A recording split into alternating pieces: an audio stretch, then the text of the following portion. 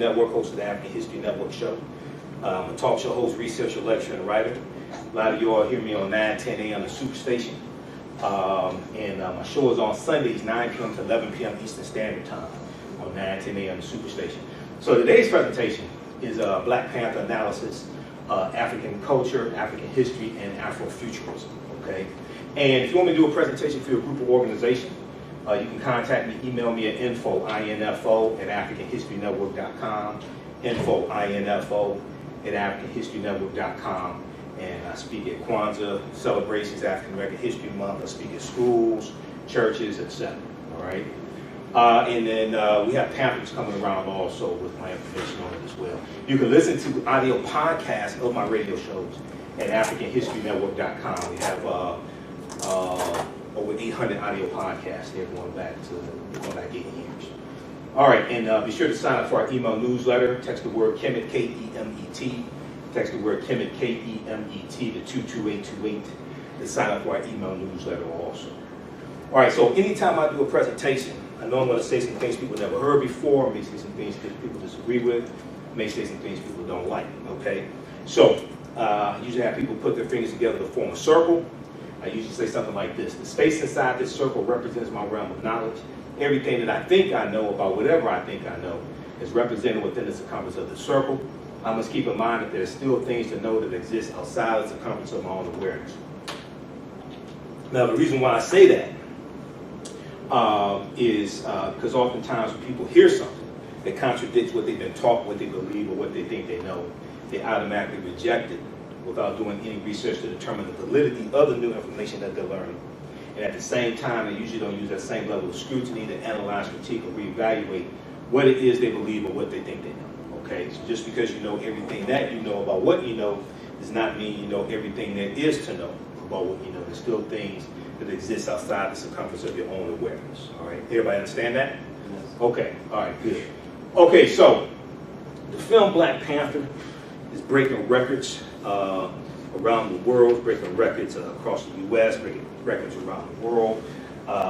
There is the most tweeted movie at 35 million tweets. It's done $1.3 billion worldwide. It's the number 3 highest grossing movie in the U.S. It just beat out Titanic. It is the probably most successful movie with a predominantly African American cast as well. Successful as far as revenue generated. It's also the most successful. It also set the record for the highest ticket sales and pre-ticket sales. Okay, that record has just been broken by Avengers 3: Infinity War, which comes out April 27th. Okay, but to understand the movie, you have to understand the history of the Black Panther comic book. Okay, because the characters that we see in the movie come from the comic book. So I've read, preparation for doing this presentation. I've read over 100 articles dealing with the film Black Panther. I've seen the movie twice. I went and studied a lot of the history of the Black Panther comic book. There's actually a book that I ordered that came out January 2018 from Marvel called The Ultimate Black Panther Guide. It's 200 pages. Deals with the last 52 years with the Black Panther comic book series, the Black Panther character, okay? And I had it, I left it at home. I was looking at it before I left because I was finishing some things in the presentation. But you can order it Amazon or your local book dealer. Check with Nandy's Knowledge Cafe in Highland Park, see if she can get it in Highland Park, Michigan, okay? Okay, so the Black Panther character was first introduced July 1966. Issue number 52 of the Fantastic Four, okay? And it was a 2-part series, issue 52 and issue 53, okay? So the Black Panther character was created by Stan Lee and Jack Kirby, okay, for Marvel Comics. Now this was the first time we saw an African superhero, okay? This is before the Falcon, this is before Luke Cage, Power Man, this is before all of that, okay? And he was an African superhero. He was the king of Wakanda. He was king of a fictional African nation, all right? And in this comic book, right, he defeats the Fantastic Four in their own comic book. He defeats all 4 members of the Fantastic Four in their own comic book, okay? And their pages or slides from the comic book that you can see online as well, okay? And he says, "'Twas I who invited you for the hunt, but I neglected to tell you one thing, it is you who shall be hunted," okay? And this is in issue 52, and it deals with the origins of T'Challa and the Black Panther, all right? And he says, I am, as you see me, hereditary chieftain of the Wakandans, and perhaps the richest man in all the world, okay, because of the vibranium, the metal vibranium that's used to fuel their technology. He said, but it was not always so. My tale is one of tragedy and deadly revenge. So then it continues in issue 53, all right? But this is the first time we saw an African superhero like this. And the richest man in the world, that goes back to Mansa Musa, right? Emperor of Mali, who we know was the richest man in history. If you want to, this one. Yeah. Who was the richest man in history. And there's an article from history.com, official website of the History Channel. It's an article that just came out in the past couple of months that makes the connection between Mansa Musa and T'Challa and the Black Panther, okay? So what this did was, this opened up really a whole new world for many African Americans seeing this, okay? Now, contrary to popular belief, the Black Panther character he wasn't a copy of the Black Panther Party for Self-Defense. Because I heard people say that. How you doing? All right, I heard people say that, and that's not true. So the Black Panther Party for Self-Defense was founded October 16, 1966 in Oakland, California, okay, by Bobby Seale and Huey P. Newton, all right? And that's a few months after this comes out. That's a few months after this comic book comes out. Now, the Black Panther Party for Self-Defense, they got their symbol, the Black Panther, from the Lowndes County Freedom Organization, founded by Stokely Carmichael, who later became known as Kwame Ture. That was founded in 1965 in Lowndes County, Alabama. And that was a political party designed to, one of the things they were focusing on was getting African Americans registered to vote, okay, and actually vote. So their symbol was the Black Panther, the Lowndes County Freedom Organization. And in 1966, Stokely Carmichael goes to a college in Berkeley, California, and he speaks at this college, and Huey P. Newton and Bobby Seale are there. And they talk to him, and they get permission to use the Black Panther symbol for their organization, which was a political party also. The Black Panther Party for Self-Defense wasn't just the Black Panthers, it was also a political party as well. And any political party has to have a symbol, okay? So if you look at all the political parties, they have a symbol, all right? Okay, so when this debuts, this is the year after Malcolm X is assassinated, February 21st, 1965. This is the year after the Voting Rights Act, things like that. This is during the Civil Rights Movement and towards the beginning of the Black Power movement. So this is a pivotal time in history also.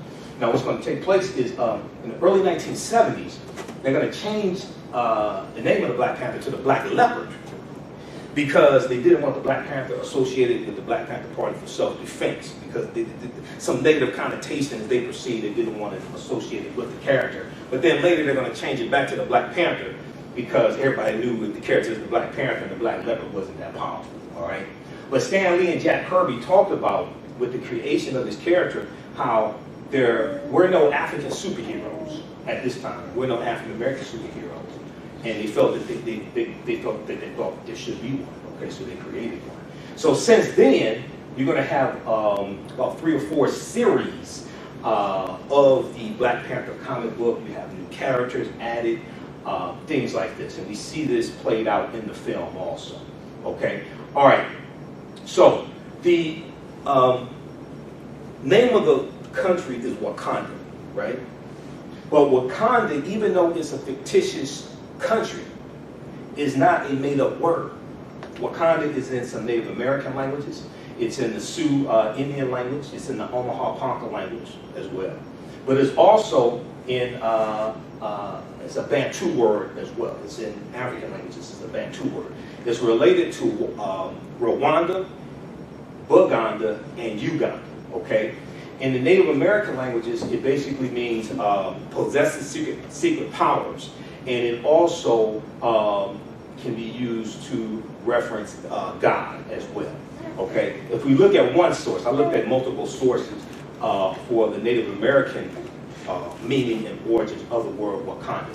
You're going to see a few variations in the spelling. You'll see with K-O-N-D-A. You'll also see W-A-K-A-N-D-A, right? In Wisconsin, there is a Wakanda water park in Wisconsin, and they spell it just like this, W-A-K-A-N-D-A, okay? You'll see affiliations with the Omaha, the Ponca, and the Osage Native American nations or tribes as well. Here's some alternate spellings that you'll see as well, okay? And it can also mean the Native American creator, the deity, the creator also. Now, Wakanda is the great creator power of the Osage, Omaha, and Ponca tribes. Wakanda is an abstract, omnipresent creative force, come on in, who is never personified in traditional Siouan languages, referring to the Sioux Indians, and in fact did not even have a gender before the introduction of English with its gender-specific nouns, okay? There's more information. Wikipedia has some good information on Wakanda, the word Wakanda as it relates to Native American languages, so you can check that out also.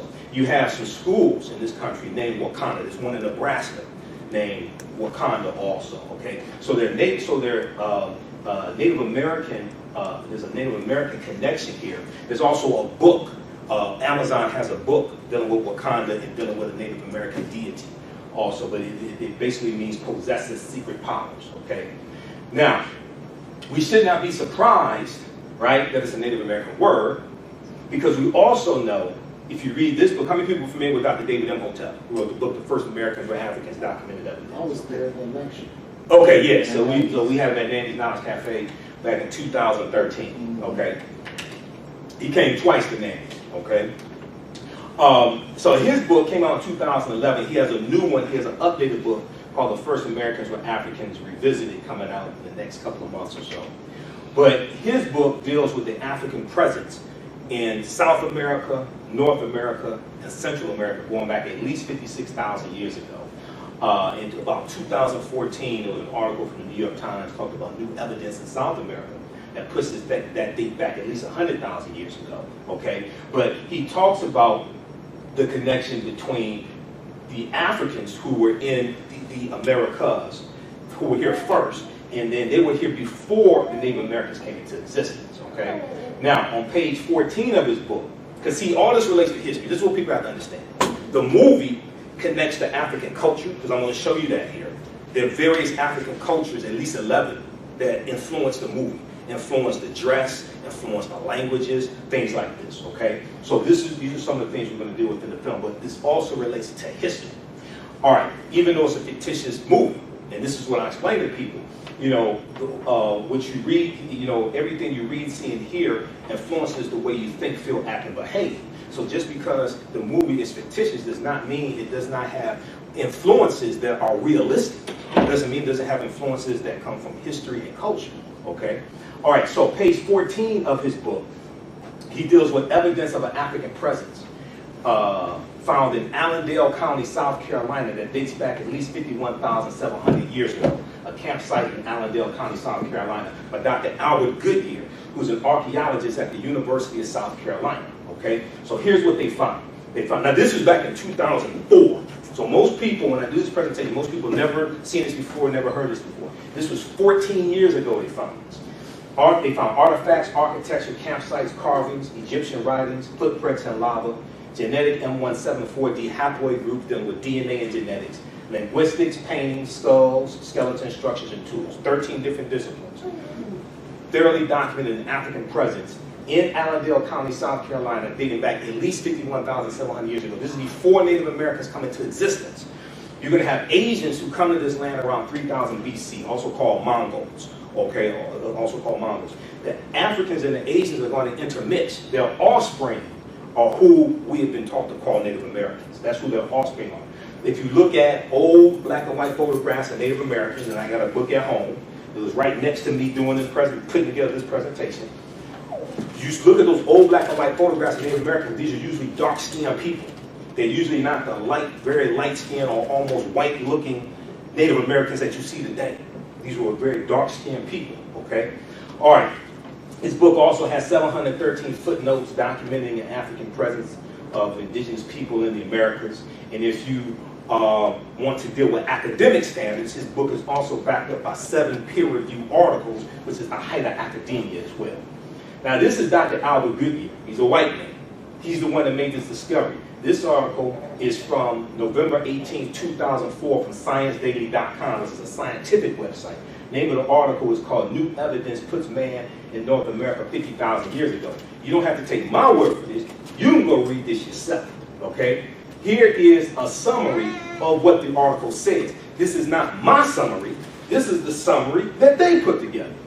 Radiocarbon tests of carbonized plant remains where artifacts were unearthed last May along the Savannah River in Allendale County by University of South Carolina archaeologist Dr. Albert Goodyear indicate that the sediments containing these artifacts are at least 50,000 years old, meaning that humans inhabited North America long before the last ice age. Now, that's not my summary, that's theirs, based upon the evidence, okay? So, when I see a word like Wakanda, and I see the Native American languages, okay, I know that Native American words many times are influenced by African languages because I know who the original Native Americans were, okay, if you understand history and the chronology of history. So it doesn't surprise me, okay? Now, what is Bantu, okay? So Bantu languages are a group of some 500 languages belonging to the Bantoid subgroup of the Benue-Congo branch of the Niger-Congo language family. The Bantu languages are spoken in a very large area, including most of Africa from southern Cameroon, eastward to Kenya, and southward to the southernmost tip of the continent. Now, when we talk about those Africans who were in Allendale County, South Carolina, at least 51,700 years ago, those were the Khoisan. The Khoisan come from southern Africa. They have the oldest DNA on the planet. They're also they're the ancestors to the Ainu and the Twa, and they went all around the world. The Khoisan, okay. Now, 12 Bantu languages are spoken by more than 5 million people, including the Rundi, Rwanda, the Shona, the Xhosa, and Zulu. Now, Swahili, which is Swahili or Kiswahili as it's correctly called, Swahili, which is spoken by 5 million people as a mother tongue and some 30 million as a second language, is a Bantu lingua franca, important in both commerce and literature, okay? So the Xhosa language, or isiXhosa, is the language that's spoken between King T'Challa and his son, King T'Chaka, the father, and his son T'Challa, who is Chadwick Boseman, the Black Panther. The language that they're speaking is isiXhosa. The reason why that language is in the movie is because the actor who plays the father, his name is John Kanai. John Kanai is South African. That's the language he speaks. So he talks about how, I saw an interview that he did, and he talked about how he was on the set one day, and he was on the set one day, and he was speaking to T'Challa in the scene. They were speaking English. So he was like, well, wait a second. If these are African people, they need to speak an African language. So he talked to the director, Ryan Coogler, right? And he convinced him to incorporate this language into the film, okay? Yes, go ahead. Is that the language that has, as part of its phonology, a click? There are clicks in the language. Yeah, there are clicks in the language, yeah. And we know that the Khoisan spoke in clicks also, from Southern Africa, but there are clicks in isiXhosa. What's yes. clicks? Click, it's a click sound that they make. I can't really do it yet, but they're click sounds that's part of their language. You have to look out for it because it's like it's in there. Yeah, yeah. But when you hear it, it's fast. It's the way they pronounce it, but they're clicks in the language. Right. Yes. Okay. All right. So that's dealing with some background information. So we see African culture, which relates to history. We see this all throughout the film. All right. Okay. Now, very quickly. So the film, I think, is fantastic. We see some storylines from the movie in the film. We see some variations in some of the storylines. We see some of the characters in it as well. Okay? So very quickly, the film, a lot of these Marvel movies are related to each other. And they're leading up to Avengers Infinity War, which comes out April 27, 2018. And all the Marvel superheroes that we've seen in the previous 18 Marvel movies, they're going to be in Avengers Infinity War. Characters from the Black Panther are going to be in there as well, because a lot of the film takes place in Wakanda, all right? So, the film Black Panther, well, we first saw the Black Panther character in 2016, Captain America Civil War, okay? This film opens up about a week after that those occurrences took place. The film opens up with T'Challa going to basically Nigeria to let Lupita Nyong'o's character, Nakia, know that the king has been assassinated, okay, who's his father, all right? The assassination took place in Captain America Civil War.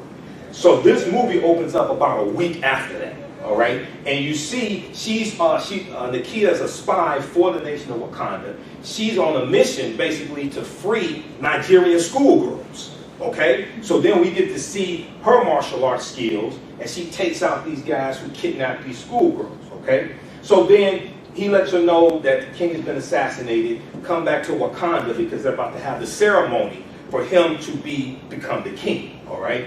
So then we see the ceremony, we see the ritual combat as one M'Baku of the Jabari tribe who challenges the throne of Wakanda. Now, there are 18 different tribes that make up the nation of Wakanda. His was one of them, okay? There are 18 different tribes. And when you study, when you get into the comic book and things like this, you'll see this, and they deal with the history of it as well, okay? So we see the ritual combat. If you understand martial arts and the history of martial arts, you know that martial arts originates in Africa as well. The earliest forms of combat come out of Africa. And if you talk to Ahati Kalindi, who's from Detroit, he's known around the world. He's the master of African martial arts. He's also expert on entheogens, okay, and the hallucinogenic powers of the mushrooms, things like this. He talks about the African origins of martial arts, etc. Okay, but we see the combat take place between T'Challa and M'Baku. We see grappling, ground fighting, things like this. Okay, so where they fight at is called Warrior Falls. Warrior Falls, and we see this in the Black Panther comic book also. This is where the ritual combat takes place. Okay, so the only way that the ritual combat, which is traditional, the only way it can end is one person yields, which means they give up or tap out, or one person is killed. That's the only way the battle can, that's the only way it can end, all right? Okay, so he becomes the king of Wakanda. And then we're going to see these two characters, Ulysses Claw, who's one of the arch enemies of the Black Panther in the comic book. Ulysses Claw's from the comic book, as well as Eric Killmonger is from the comic book as well. Okay, so for Killmonger, they're going to change the storyline some for the movie, and I think they probably changed it so it resonates more with a largely African American audience. Okay, because the majority of the people who are going to see the film are in the U.S. All right, so if you understand the film, then you understand that most of the people who we see in the film are Wakandans. They're Africans, right? So in the comic book, Killmonger is 100% Wakandan. He's not half Wakandan and half African American. No, he's 100% Wakandan in the comic book. All right. So they changed the storyline where his father falls in love in the U.S. falls in love with an African American woman, and they have him. Okay. So his lineage is half African American, half Wakandan. All right. And he is the son of a prince as well. His father was a prince. His father in the movie, played by Sterling K. Brown, okay, the actor Sterling K. Brown, his father was the brother of King T'Chaka, okay, T'Chaka, who was the father of the Black Panther, T'Challa, okay. So what happens is his father gets killed by the king, who is his brother, T'Challa. They leave him behind in T'Chaka, I should say. They leave him behind in Oakland, California. Okay, the rest of the people in Wakanda don't know he exists. All right, he grows up with a lot of hatred. His father is killed, but before his father dies, you know, he learns about Wakanda. He learns he has an African name.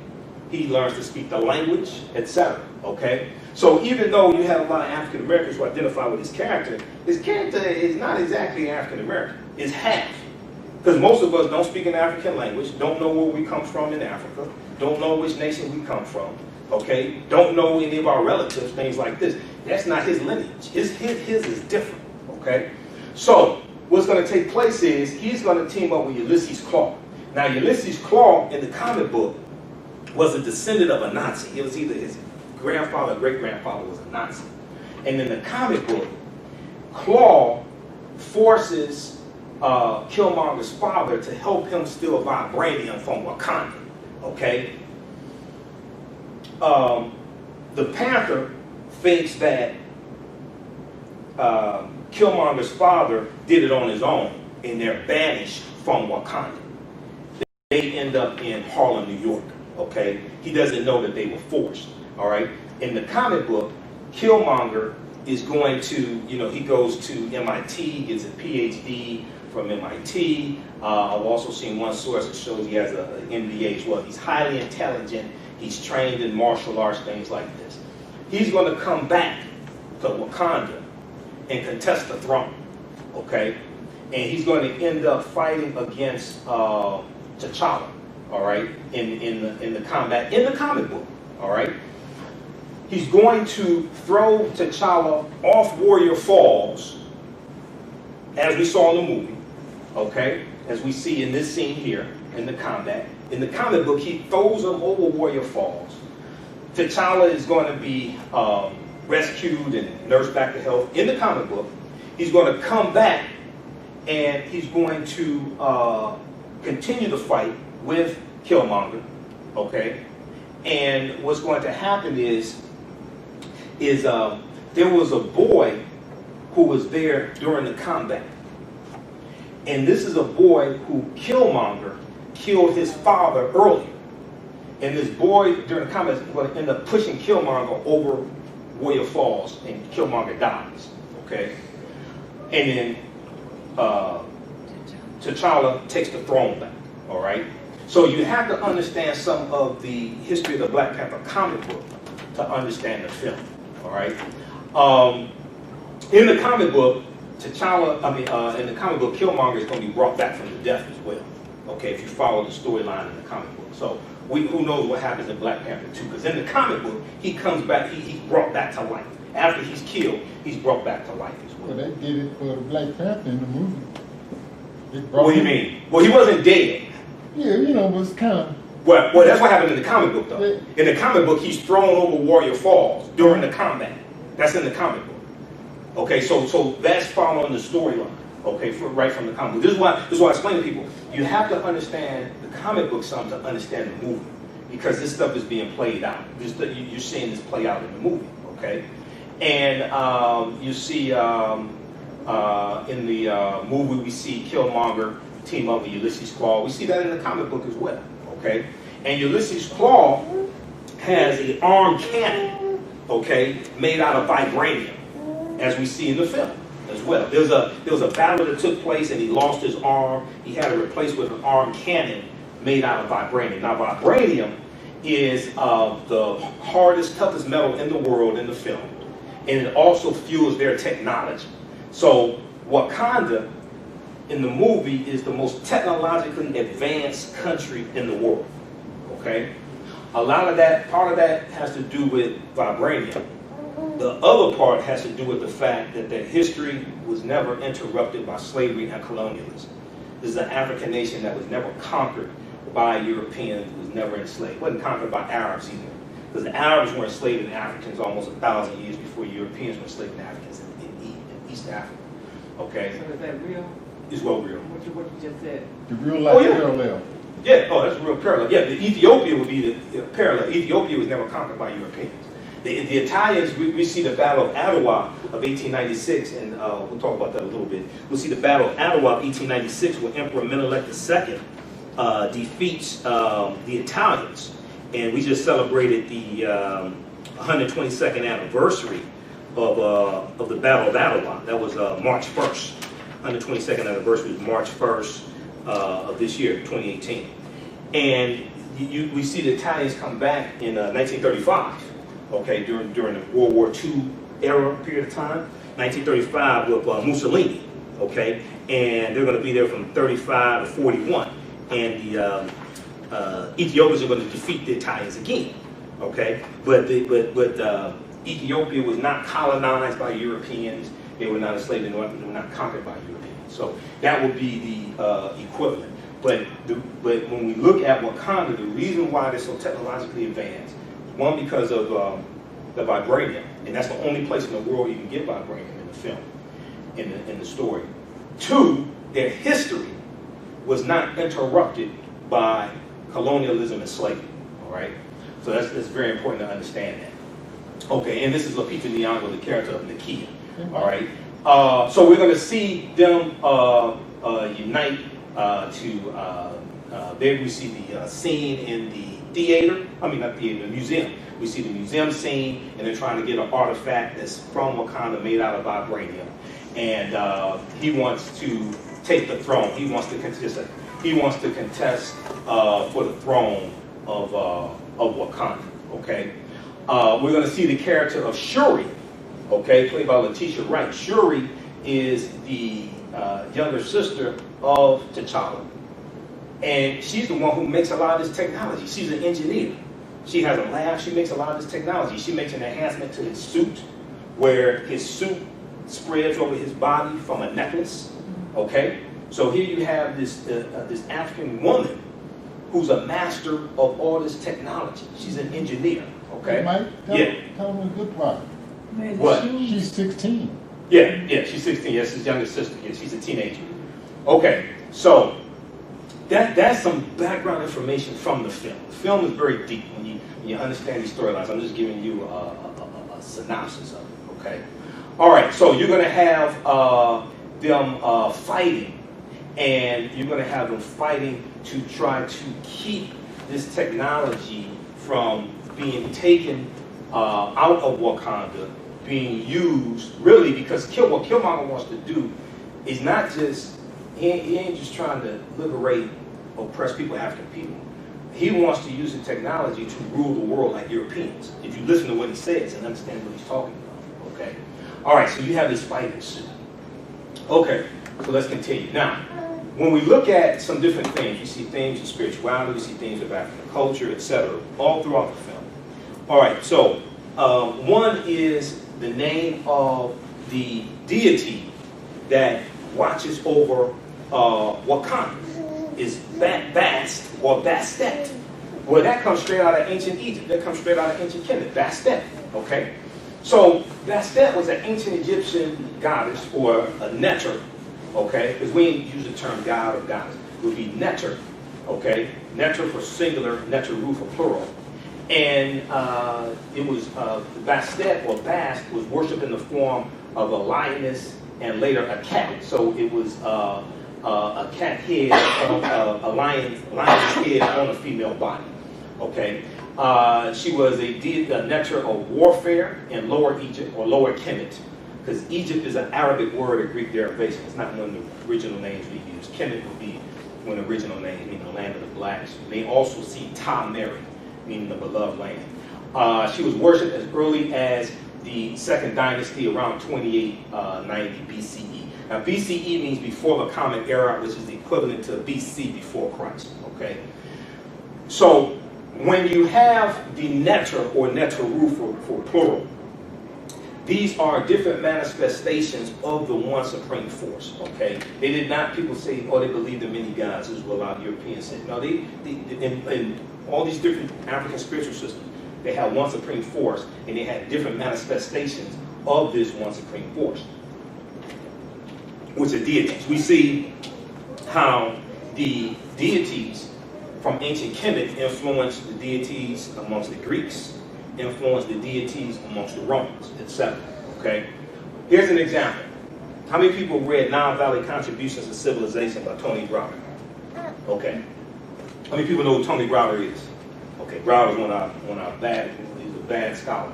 He's an archaeologist, author, historian. I've interviewed Browder 6 times, okay? Page 168 of Nile Valley Contributions to Civilization, Volume 1, Exposing the Myths. This is page 168. He talks about the influence of the ancient Egyptian deities and how they influenced the Greeks and the Romans, okay? So, this is Deheuti, okay, coming from ancient Kemet. This is Hermes from the Greeks, and this is Mercury from the Romans. So he says Deheuti, the nectar of science, writing, measurement, divine articulation of speech, and medicine, holds in his hand 2 staffs which, with entwined snakes. These 2 staffs here. Okay, one snake or one staff represented Upper Kemet, the other staff represented Lower Kemet. Okay, he said Deheuti was referred to as Thoth by the Greeks. T-H-O-T-H. Write that down. T-H-O-T-H. Thoth by the Greeks. Right. Number 2, Hermes was the Greek equivalent to Deheuti. Okay, the Greeks invade Kemet in 332 BC with Alexander the Great, or who we call Alexander the Greek, because there's nothing great about him. All right, and the Greeks are going to learn from the ancient Egyptians, from the ancient Kemites. He is shown carrying a staff which has 2 entwined snakes. Okay, this is the staff of Hermes. It was called the staff of Hermes. In Greek mythology, he was associated with wisdom and the Hermetic sciences. The Hermetic sciences are the foundation for Freemasonry. Okay, the books are Hermes. The 42 books are Hermes. They're the foundation of Freemasonry. Okay, but those teachings and knowledge come from ancient Kemet, come from ancient Egypt. Okay, Hermetic sciences were used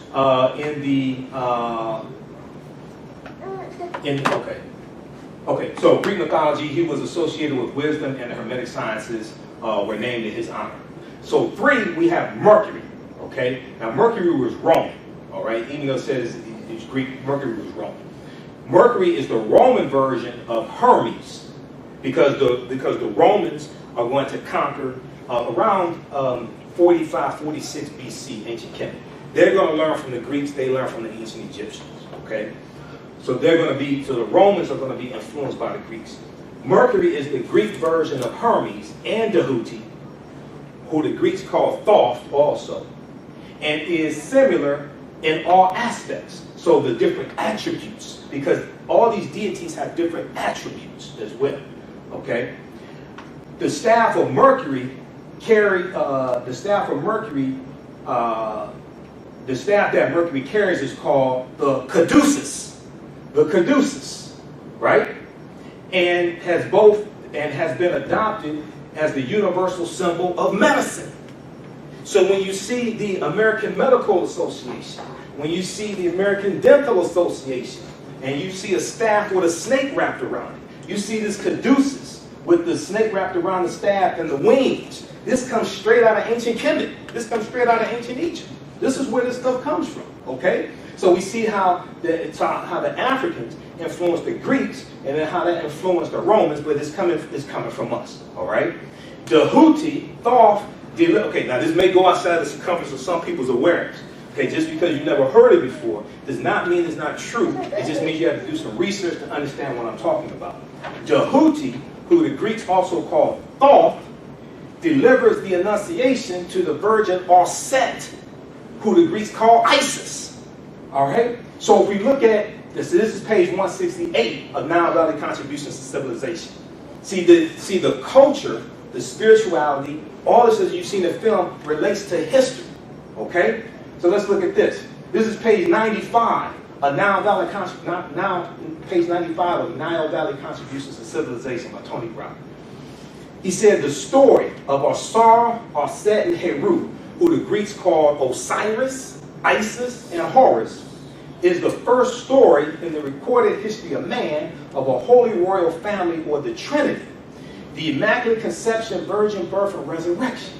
Evidence of this Trinity is known to have existed in ancient Nubia, which is actually Ta-Nehesi, because Nubia is a Greek word, ancient Nubia as late as 3300 BCE. Okay? Now when they say as late as 3300 BCE, that means it existed before that. They mean we have a date as late as 3300 BC, but we know it exists before that. Carved on the walls of the temple of Luxor around 1380 BC are the scenes which depict the following. Now this is straight. Now you can see these scenes when you look at books dealing with ancient Kemet. You can see these scenes depicting these stories told over and over and over again. This goes back to at least 3300 BC in ancient Kemet. Okay? These scenes here, the Annunciation, the Immaculate Conception, the Virgin Birth, the Adoration. These are very, very old stories told over and over and over again, adapted to other people's cultures, taken around the world. Okay? So this scene down here, one, the Annunciation. The Nectar Dehuti is shown announcing to the Virgin Auset the coming birth of their son Heru. Okay? Now, in the Christian tradition, it was Gabriel, the messenger angel, that delivers the Annunciation to the Virgin Mary. Mercury was known as a messenger. Gabriel is doing what Dehuti did in the mythology going back at least 3300 BC, just saying. All right. Number one, the Nectar Dehuti is shown announcing to the Virgin Auset the coming birth of their son Heru. Now, in your zodiac, one of your zodiac signs, so the 12 signs of the zodiac, right? Okay? And one of your zodiac signs is called Virgo, right? Y'all all right? Okay, one is called Virgo.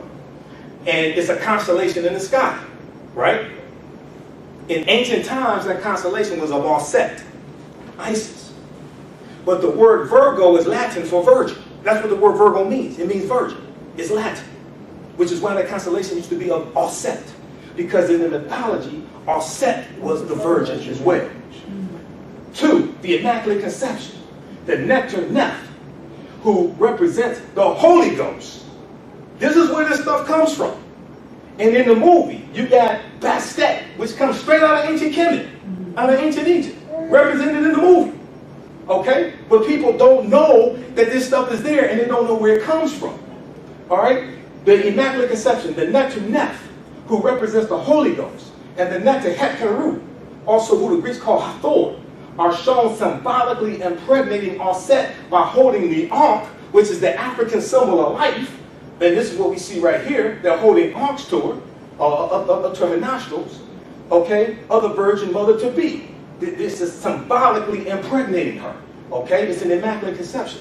3, the Virgin Birth. So this is up here. She's sitting on the birthing stool. Because we had enough sense to know that it made more sense for the woman to sit on the birthing stool and let gravity take its course, as opposed to lay on your back trying to push the baby out. We knew better than that. All right? 3, the Virgin Birth. Auset is shown sitting on the birthing stool, and the new child is attended by the midwives. Okay? 4, the Adoration. The newborn Heru, this is what this is down here, the Adoration, and up here. The newborn Heru is portrayed receiving gifts from the 3 kings, or the Magi, while being adored by a host of gods and men, or deities and men. Okay? So this is where this comes from. All right? So we see how, we see Thoth, right? We see the word Thoth, right? Well, when you look at the Black Panther comic book, right? Wakandan religion and its tribes. The religion of the Wakandan people first developed during the pilgrimage to the land, Wakanda. In their conflict with the originators, the gods of Wakanda formed from the heroes of humans within the tribe, or they were like deified ancestors, okay? Ascending to the status of a god or a deity. These heroes became known as the Orisha. Now, who's heard the term Orisha? The Orisha comes straight out of the Yoruba tradition, out of Nigeria. And the Orisha are the names of the deities in the Yoruba tradition of Ifa, the Yoruba spiritual system of Ifa.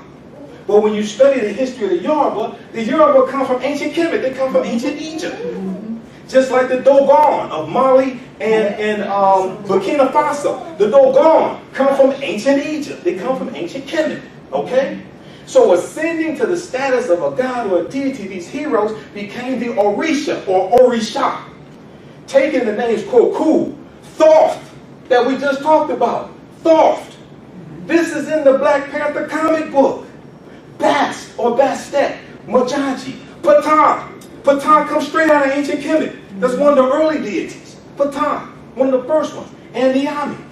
The Orishas origins date back to the ancient Egyptian beings known as the Ennead. This is straight out of the comic book. The Ennead. What are the Ennead? Who's heard the term the Ennead? Ennead means group of 9 in Greek. And the Ennead refers to the first to a group of the first 9 deities in ancient Kemet, also known as the Paschet. The 9 Neteru for plural were Atom, which reference the sun, Shu, which reference air, Tefnut, moisture, Geb, earth, Nut, sky, Asar, who the Greeks called Osiris, Aset, who the Greeks called Isis, Set, who was the brother of Asar, and Nephthys. Okay? If you read Ancient Egypt by Lorna Oakes and Lucia Garland, page 274 to 277, they have a glossary of the different Neteru that attributes things like this. Also, Nile Valley contributions to civilization. And Browder has a glossary in the back of the book. All this stuff is dealing with ancient Kemet. All this stuff is dealing with African history. Okay? Now, we take this. Now, these are straight out of the comic book. These deities. Because people read it, this comes straight out of the Black Panther comic book. People see this and don't know where this stuff comes from. This comes from African history and culture. Okay? Now, in addition to the development of these gods or deities, the people of Wakanda became segmented into various cults that worship various animal gods of the area. Now, they didn't think, so when Europeans write some of this stuff, right, they don't really understand the African cosmology and African interpretation. So Africans did not think that a panther was God. But they, let me back up. Okay, so what happens is in African cosmology, African people understand that everything comes from the creator, that one creative source. Maybe Olodumare, maybe Amun-Ra, whatever. And they understand that the gifts that the animals have come from the creator. So they understand, so they honor and respect the gifts that the animal has because they understand it comes from that one creative principle. And so they will name different manifestations of that one creative principle. So if we look at the earth, that comes from the creator, and the earth gives life to everything. If we look at the air, oxygen, that comes from the creator. Basically, all living things need something. Most likely need air, oxygen to breathe. Okay? If we look at the sky, we know that water comes from the sky, and basically all living things in general need water to live. Okay? So they understand that all this comes from that one creative principle, one creative source. All right? What's going to take place is that when we look at what's collectively called the Neteru, right? We're going to see that when we look at ancient Kemet, we'll see that different cities will have a deity that they say watches over them. Okay? Just as in Wakanda, each one of the different tribes had a deity they said watched over them. And amongst the Panther cult, it was the Black Panther, Bastet. All right? Now, here's what happens. I told you that the Greeks influenced, the ancient Kemites and the Africans influenced the Greeks influenced the Romans, right? So what takes place is, when you study the origins of Christianity, Christianity is going to take fragments from the periphery of African spiritual systems. So the Neteru in Christianity are going to be replaced by what? The saints. Because if you understand the saints, you have what are known as patron saints. P-A-T-R-O-N. And the patron saints watch over groups of people and countries. Okay? So, St. Nicholas, who the character of Santa Claus is patterned after, St. Nicholas was a patron saint to Russia. St. Nicholas was a patron saint to children, pawnbrokers, money lenders, things like this. And this was a patron saint said to watch over these groups of people. St. Patrick is a patron saint to Ireland. Okay? He died on March 17, 462 AD. This is why his feast day is March 17th. That's why they celebrate St. Patrick's Day. There's some other stuff. Don't make any sense why they celebrate St. Patrick's Day. He's a mass murderer as well, but that's a whole nother lecture. But that he watches over Ireland. St. Maurice, who was a Moor. St. Maurice was a patron saint to Germany. Okay? When you study the patron saints, they have attributes, and they're said to watch over groups of people. Just like the deities in ancient Kemet do the same thing. If you look at other different African spiritual systems, you'll see that a lot of these various cities, historically, they say there's a orisha or a deity or what have you that watches over a particular city, a particular group of people, etc. So the Neteru in Christianity are going to be replaced by the saints. And if you actually study history, you know that a lot of the early saints were Africans as well. A lot of the early saints were Africans also. Okay? Okay, so this stuff is deep. How you doing, sister? So all this is in the movie and in the Black Panther comic books.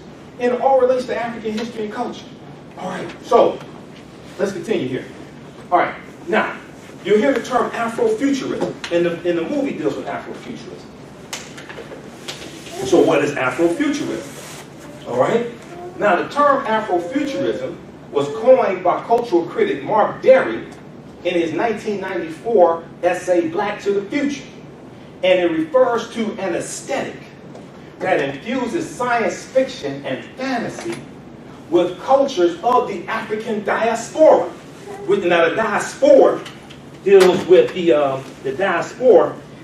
the forced spreading out of African people throughout the world because of the transatlantic slave trade. Okay?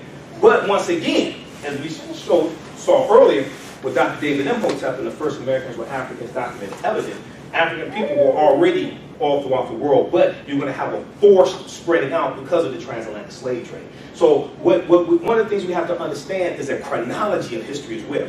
Just because African people were already here in this land, we call the United States of America, okay, does not mean the transatlantic slave trade did not happen. You're going to have people coming into different areas, people migrating at different periods of time for different reasons, okay? All right.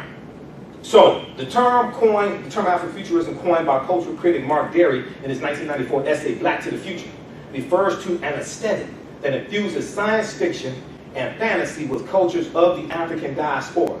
It shakes up our preconceived notions of history and race by envisioning an often utopic future shaped by black technological innovation.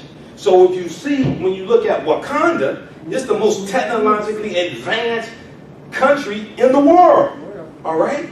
Elements of Afrofuturism predate the term itself, going as far back as the 1950s, appearing everywhere, from visual art to novels from authors like Octavia Butler, to comic books, to music by the likes of George Clinton and the P-Funk All-Stars, and the jazz music, the Mothership, dealing with the Doggone. It's in the Smithsonian. Yeah, the Mothership, George Clinton and the P-Funk All-Stars, and the jazz musician's son, Ra. We know Ra referenced the deity, one the Neter from ancient Kemet, dealing with the sun. Okay, Ra, the sun at its highest point, right at the meridian. Source of all life on earth. Yeah, Ra. Every living thing needs the sun. And Ra represents the sun at its highest point, right? The meridian. Okay, the resurgence of Afrofuturism goes beyond Black Panther to Janelle Monáe, Jay-Z, and more. Okay, so there's an article from Washington Post, February 17, 2018. What is Afrofuturism? Okay, so you can check that out as well. This movie, all this stuff is in the film. This stuff is deep. All right, now, here we have, this is from Washington Post also, okay? Black Panther is more than a trip to the movies, it's a celebration of black excellence. And what we're going to do also, we'll take a donation, because we did this for free, but I got to pay for this venue. So if you want to donate as well, we'll do that while I keep going. All right, 5, 10, 15, whatever you want to do. And then when we take a break, we'll take a break probably in about 20 minutes ago. We take a break. We have my DVDs over here also. I have this presentation on DVD. What I'm going to do, I have a presentation I recorded last Thursday. So you get that, and then I'm going to mail you this presentation I'm doing today. Mail it to you early this coming week, okay? All right, go ahead, Frank. It's Frank. Fernando, go ahead. Now, Tahuti, which is thought, I thought his name was Tahuti. You see it pronounced Tahuti or Tahuti. Okay. Yeah, you see both. Yeah. Okay. Now, kind of explain to me what a nectar. Nectar is a personification of the forces of nature. And it's believed that the word nature comes from the word nectar. Okay. Nectar is a personification of the forces of nature. So that deals with their pantheon, the nectar. Just like the Orishas, well, amongst the Yoruba, in Ifa, in Nigeria, amongst the Yoruba, that's the same thing, the nectar. So the nectar, the nectar root for plural, nectar for singular. Go ahead. So they give a name for a nectar, but it means something related to nature. It's a personification of nature. Right. Okay. Yeah, it's a personification of nature. A deity is... Same thing. Deity is another. Deity is another term. When Europeans talk about deities, they talk about quote unquote gods with a little g. Okay. See, what happens is Europeans totally misunderstood this stuff. So they said they said these people believe in many gods. No, they saw different manifestations of that one supreme force, but they understood that there was one supreme force also. So you got to understand, when Europeans learned from the ancient Kemites, they learned less than 10% of what they knew. Right. And a lot of that stuff they got wrong. Okay. Okay. So then they said, oh, they believe in many gods, right? But then if you study Christianity, just may go outside the circumference of some people's awareness, you got 9 different types of angels. You got archangels, warrior angels, messenger angels. Michael is a warrior angel. Michael means he who was like God. Gabriel is a messenger angel. Then you got the saints. And as I said, you have patron saints. The saints watch over different groups of people. Okay? They replace the Neteru with the saints. But people don't understand that correlation. Because a lot of, see, Professor Kaba, and I talked to Professor Kaba coming in yesterday, Booker T. Coleman. And he's one of my teachers. We were talking about the films and things, and so I told him I'm doing another presentation. And when you listen to his lectures, he talks about how to understand the existence of something, you first must understand the pre-existence of existence. Okay? So a lot of times people think the way things are today is the way they always were. But they don't understand what influenced the way things are today. So you have to understand the pre-existence of existence. Okay? Alright, now. So this is about a 4-minute video. This is from the Washington Post. And this dealt with the enthusiasm surrounding the premiere of the film Black Panther. And it talks about how Black Panther is more than a trip to the movies, it's a celebration of black excellence, okay? And you see them here doing the Black Panther, the Wakanda salute. We'll talk about that as well, okay? Let's take a look at this. Let me see. I'm sure I have the speakers on.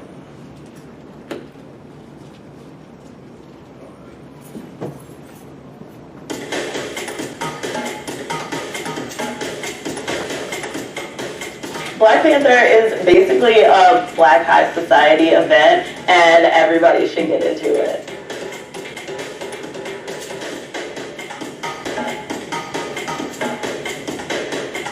I have my tailor sew about 7 outfits, just so I can have a selection of stuff to wear. Yeah, have my ticket for going on 3 or 4 weeks now. Literally the best thing that is probably going to come out. It's a time of celebration. It's a time to be able to fully express that joy that you feel.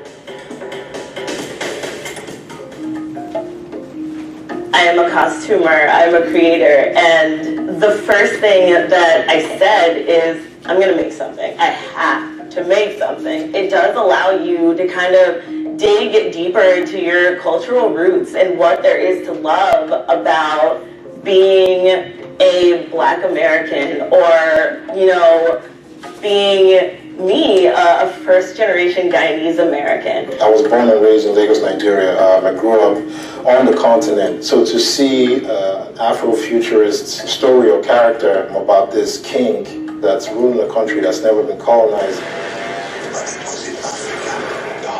and to be able to see that and see almost a thing of, what could have been or what can we strive to now is something that it hits me on a very personal level. Black Panther has been one of my favorite superheroes. He's definitely the richest superhero that I know of. Just him as a character, like, he wears a suit that's indestructible. I mean, who can beat that? My first connection to superhero stories were through animation, the X-Men cartoons, the Batman animated series, the Transformers, Ninja Turtles. That was my first foray into learning about American culture. But seeing that there were not a lot of either Nigerian or African or even African American characters, at that point I didn't know it, but it had an effect on me that made me feel like this concept of being a superhero was meant for a specific type of person. We do have Storm, we have Blade, we have Misty Knight, but they were created in a time, and even Black Panther was created in a time where they were being written by white men. And unfortunately for us, they were also kind of side characters. I was under heavy pressure behind the fandom because I knew that there were certain fan favorites like Fedora, the Black Panther costume, Killmonger, would be something that people were really on the edge of their seats to see what we were going to do with them. Yeah. So the imagery for us was really important to project the strength of women. And so those images, I feel, have already brought so much positive energy to families, to children. I've seen the cosplayers making them up, and it's wonderful to see that this is something that they've been waiting for, and that we're representing it in a historic way. Children love superheroes, Iron Man. They love to see people who are extraordinary and have these above normal talents. So now to have a African American, a black superhero, like now they have someone to look up to. I believe Black Panther had the greatest pre-sale of any superhero movie, and that's with a relatively unknown black lead, a predominantly black female cast. People are getting excited. It's going to do a lot of good. People of color that want to write, want to produce, want to direct, want to act, want to do different things behind camera. It's going to kind of open the floodgates for that. Not just in the characters themselves being diverse, but the people who are actually creating, directing, writing these characters being of diverse, cultures and backgrounds as well. We're starting to progress, and we're starting to make it known that we need to see ourselves written by ourselves, and we need to be connected to a character not only because they're the same skin color as us, but also because they act like us and they think like us, they dress like us. So I think in that vein, that's where Black Panther is really hitting the nail right on the head. All right. So that was Ruth Carter you saw there with the glasses. She's the costume designer. All right, we're gonna talk about her. That's a bad sister. Okay. She also was the costume designer for the movie Malcolm X as well. That's Ruth Carter. Okay. So we see the Wakanda salute, right? Like this, right over left. It's not left over right. It's right over left. There's a difference. Okay. We see athletes. African American athletes are doing the Wakanda salute. This is an article from Slate.com from March 6, 2018. Black athletes have started celebrating their victories with the Wakanda Forever salute from Black Panther. So this is tennis star Sashia Victory, and she reacts after defeating Garbine Margaruza at the BNP Paribas Open on Friday, March 6, 2018. That's when this picture is from. But this is an article from Slate.com from March of 2018. Okay. Here's some others. You have a soccer player, another tennis player. AtlantaBlackStar.com had this article from March 13, 2018. Wakanda Forever greeting becoming normal celebration sign for black athletes. Okay. So Sashia. So in the article here from Slate.com, it said, as Marvel's Black Panther continues its benevolent reign over the box office, it was the #1 movie for 5 weeks straight in the U.S. The film's cultural impact is starting to make itself known. The latest sign comes from the world of athletics, Well, black athletes have started celebrating their victories with the Wakanda Forever salute featured in the film. The movie version can be seen in the second shot from this ad. Here's the trailer. We no longer watch from the shadows. Black Panther is a movie for this generation. Show them who we are. We are home.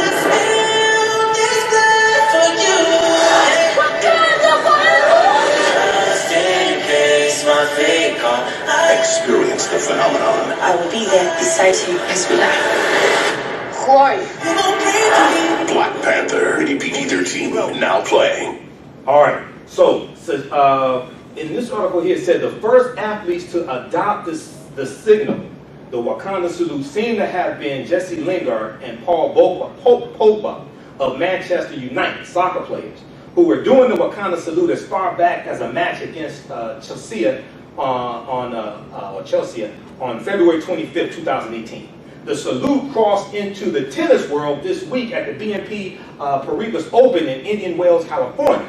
On Thursday, French player Gael Monfils commemorated his victory over Matthew Ebden with the salute. The next day, American player Sachia Vickery, ranked number 100 in the world, came from behind to win a stunning upset Friday over third-ranked Garbine Muguruza of Spain. Vickery marked the occasion with a familiar gesture, okay? And she was doing this here, okay, as we see here. Okay, but they interviewed her about it, right? And they said, asked in an interview with the WTA Insight, I think that's the World Tennis Association, about the salute, Vickery confirmed it was from Black Panther. She said that was definitely Wakanda Forever. I'm so obsessed with the movie. It's taken over my life. I have seen it 4 times already. Literally, I'm obsessed. I have watched it twice here. I may just keep watching it because it's been working out so well for me. She was ranked 100. She beat the third-ranked tennis player in the world. Okay, but the reason why it's right over left and not left over right is because it comes straight out of ancient Kemet. It comes from the Subiti. It comes from the pharaohs. It comes straight out of ancient Kemet. All these pictures is right over left. Okay, here you see one statue with the arm, but usually within the Subiti or the pharaohs, because pharaoh is an Asian term. That's not what we call them. The Subiti would be the correct term. You see them right over left. Number one is usually, and the statue is usually represented someone who is deceased, one. Right. 2 is usually royalty, okay? Usually royalty. And within the Subitis or the pharaohs, they had the crook and the flail, okay? The crook and the flail is symbolic. The crook was a rod with a hook on it. That's used by sheep herders. Those are used by those that tend to livestock. And that's a rod used to keep the livestock in line as they're moving, okay? The flail is like a rod with tassels on it that's used to keep them going forward, okay? And it's symbolic because then the Subiti, or the pharaoh, was a representation of of striving to live your life like this example, okay? This was an example of, this was like the highest example of, the Subiti wasn't perfect, but it was like the highest example on earth of like someone who was perfect. So this was somebody that they would strive to live their life like, okay? And this is symbolic, the crook and the flail. You see this in a lot of statues and a lot of books, things like this coming in symbolism, coming out of ancient Kemet, coming out of ancient Egypt, okay? And you'll see this in different depictions than with Africa as well. And you see in all of the ones I've seen from the film Black Panther, it's always right over left also, okay? And it's known as the Wakanda salute, okay? So this has an African origin, comes straight out of ancient Kemet. That's not Kemetic. Which one? Upper right. Oh no, that's not Kemetic. It's in other cultures also. Yeah. That's what I'm saying. It's in other cultures as well. Yeah. No, that's not ancient Kemet, but it's in other cultures. Okay. Yes. Is that the ark right there? Yeah, that's an ark. Yeah, the African symbol of life. Yeah, that's an ark. When it appears in other cultures, would that suggest an African influence? Oh, absolutely. Absolutely. I would say absolutely. There's an African influence, yeah. I mean, we know like the first dynasties in China were African dynasties. Yeah. Yes. Oh, I was surprised how they announced within, what, 3 weeks, going into the 4th week, that the Black Panther movie made over $1 billion. Worldwide, yeah. Worldwide. Yeah, so you can go to boxofficemojo.com, boxofficemojo.com, to see the box office ticket sales, the box office ticket receipts. They rank the movies each week by sales. They have information there. So when you hear me on the radio and I'm talking about the ticket sales, that's coming from boxofficemojo.com. That's an industry. That's a site that's referenced in the industry. Okay. All right, but we see this comes straight out of ancient Kemet, ancient Egypt. We see Bastet, comes straight out of ancient Kemet. This is African influences all throughout the film that relate to history also, okay? All right, so this is what we'll do. Okay, we'll take, let me see.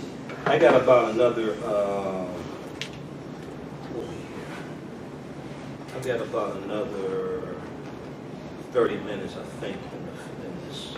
30 to 45 minutes. I got another something like that. Okay. Y'all want to take a break? Doesn't matter. Okay. Do you need to take a break? No, I don't need to take a break. Okay. We'll go because I got about another 30, 45 minutes here. Yes. Where can I find like Black Panthers t-shirts and stuff? I got this from Khalil. You know the vendor Khalil, he sells the jewelry. Yeah. Khalil, I have 3 Black Panther t-shirts, all bought from African American vendors. Yeah. Where would they be though?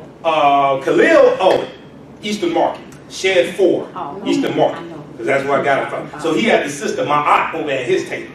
Okay, yeah, that's where I got this from. I got this a couple weekends ago. Yeah, but I have 2 other Black Panther. I have 2 other Black Panther. So I got this from Khalil. I have 2 other Black Panther T-shirts at home also. Shed 4. Shed 4, yeah, that's where they were.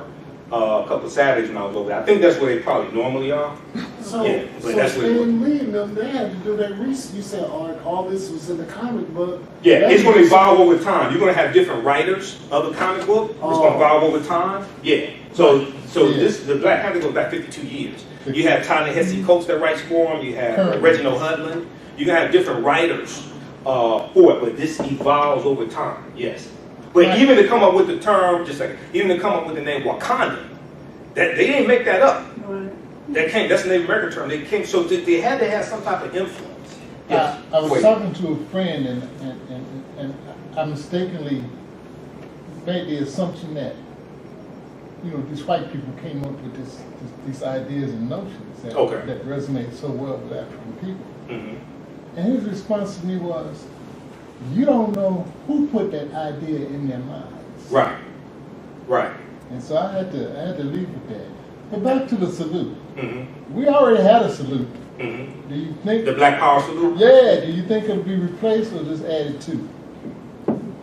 Well, I don't know if the Black Power salute is replaced. So it'll just be added to it. Added to it, yeah. Okay. Added to it, yeah.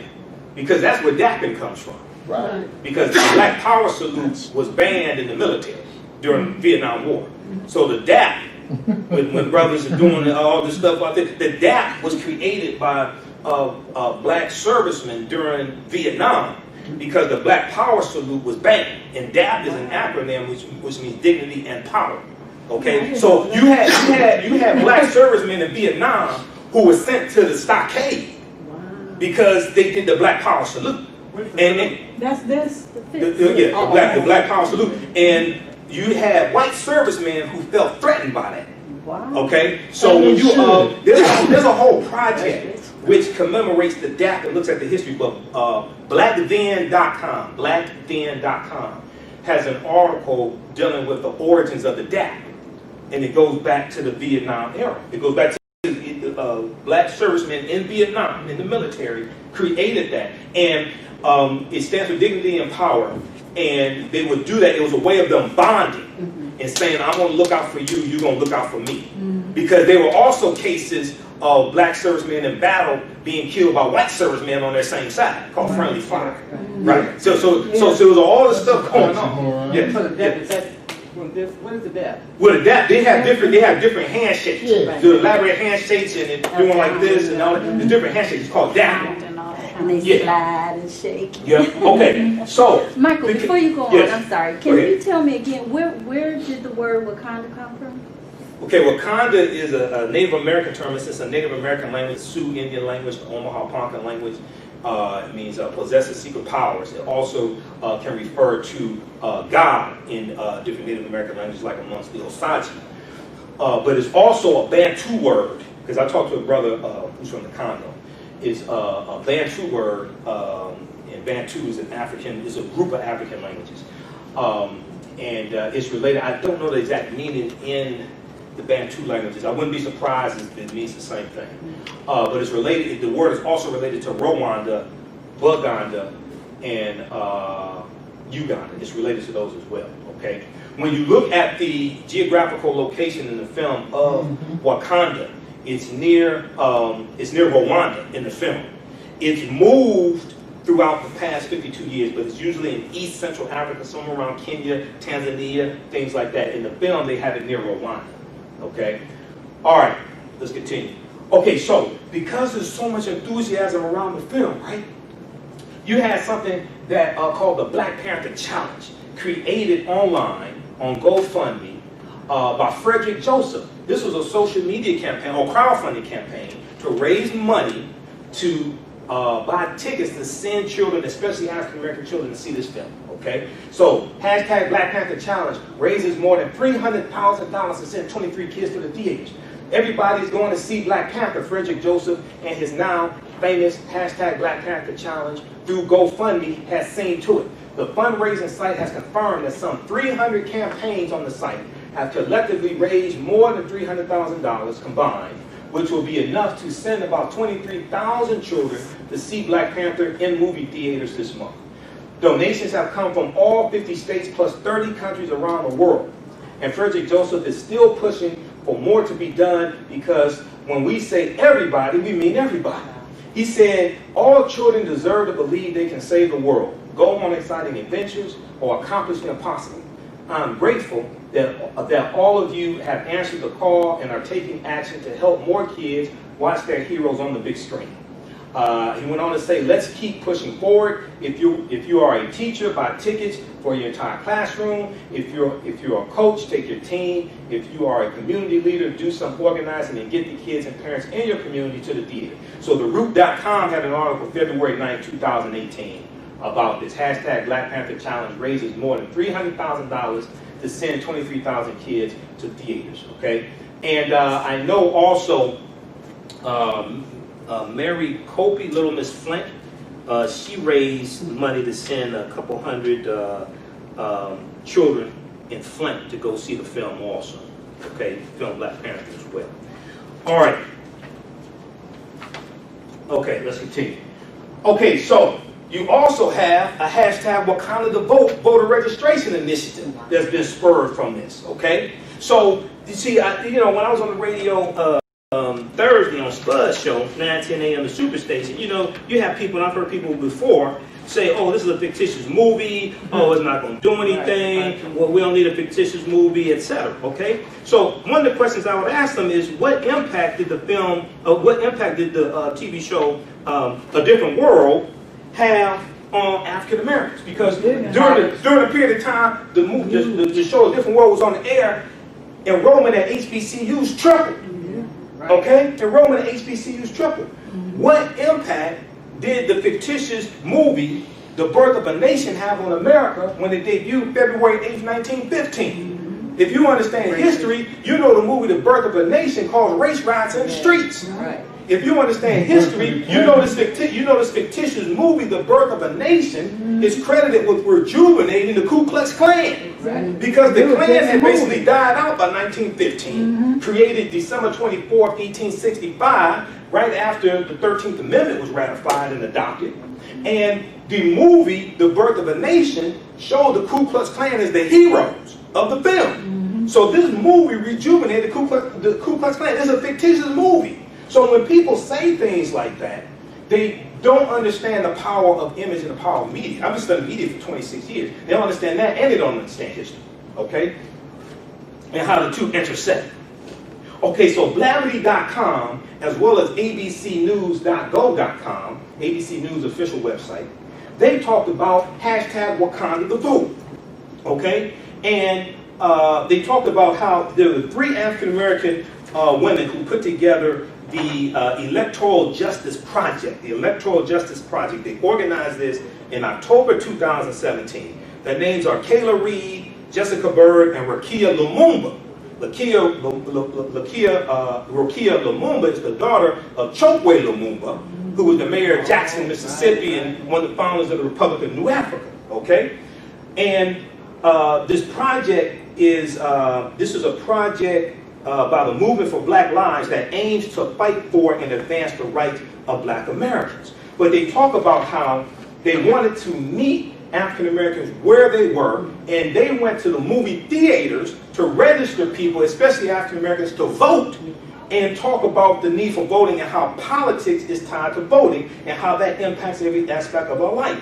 So this article is from early February, before the movie, right before the movie premiered, and they said this weekend we wanted to meet our people in Wakanda.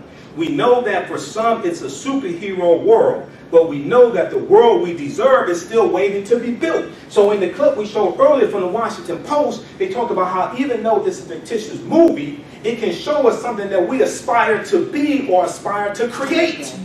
Art is very powerful. Imagery is very powerful, okay? And they said, she said, and we want to build it. She said, we know that for some it's a superhero world, but we know that the world we deserve is still waiting to be built, and we want to build it. So one of the reasons why many of our people don't fight back is because many of them don't think they are worth fighting for. Many of them don't think they are worth having more than what they have. Or they think that people that look like them are not worth fighting for. Okay? All right, so she said that, it goes on to say, this upcoming spring and November 2018 midterm elections are an important step in building that new world, and we want to take every opportunity to engage our communities in the conversation of electoral justice. We will be registering people to vote at movie theaters across the country so that we can hashtag Wakanda the vote at the ballot box. So you see African people in control of their economy and politics in the movie. Okay? Well, if we're the majority of the population in the city, we should do the same thing. Okay? So this is taking the imagery that you see in the movie and saying, how can we create this? How can we manifest this in real life? All right, so that's hashtag Wakanda the vote. Check out the article from Blavity.com, Blavity, Blavity.com, exclusive. These black women launched hashtag Wakanda the vote to register voters at Black Panther screenings everywhere. And they said that they were going to do the same thing for the premiere of A Wrinkle in Time also.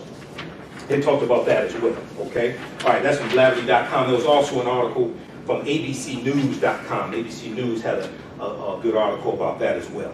All right, now, we see an impact on African-American-owned businesses also. So, you know, you saw memes on Facebook, people saying, oh, the movie made hundreds of millions of dollars, the black community didn't get anything. No, that's not true. You just didn't get anything, okay? That's not true.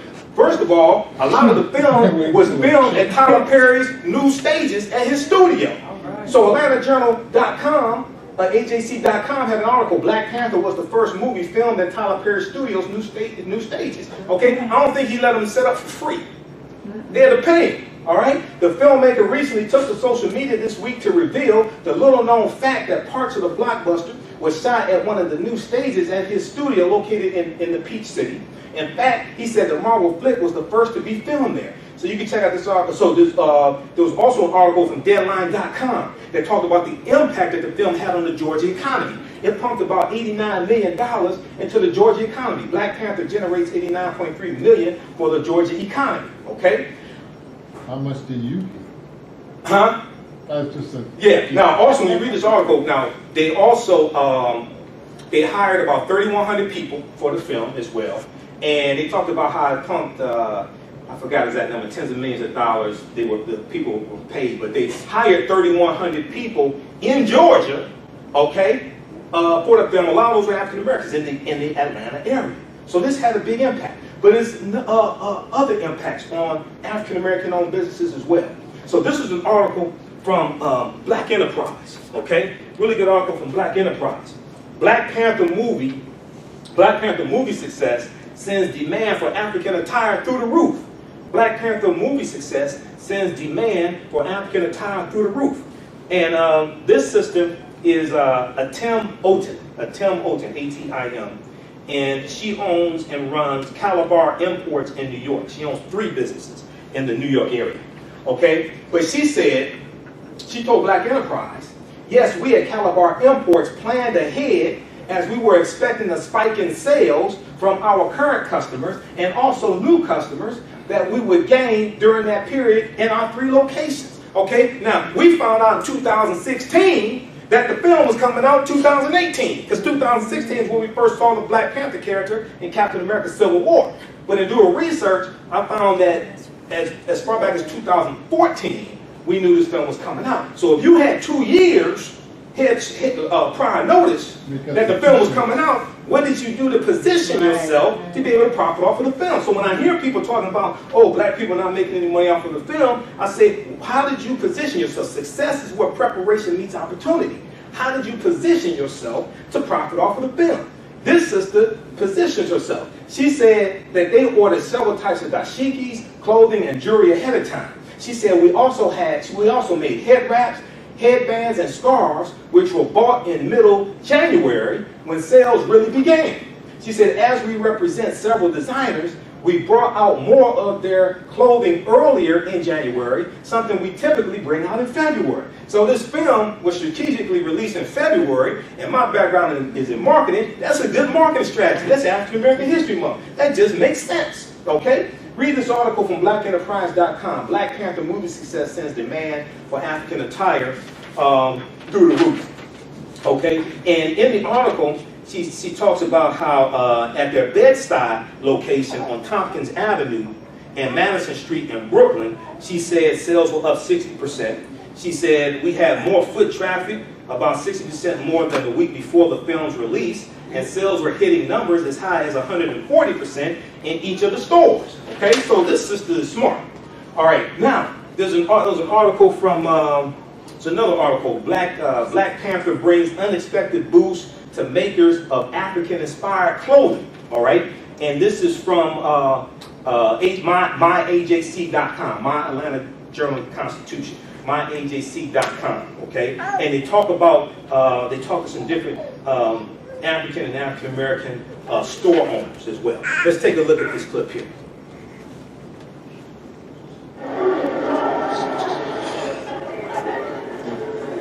I'm excited to see just all the beautiful brown people represented in a positive light. I think it's very indicative of where we are as a culture. The push for diversity, inclusion, equal pay, all of that. So I think it's just timely. Oh, you know, it was just one of those things that I had to do in terms of feeling that level of connection with today is so profound and so special and important in terms of where I come from. Where you want me to be?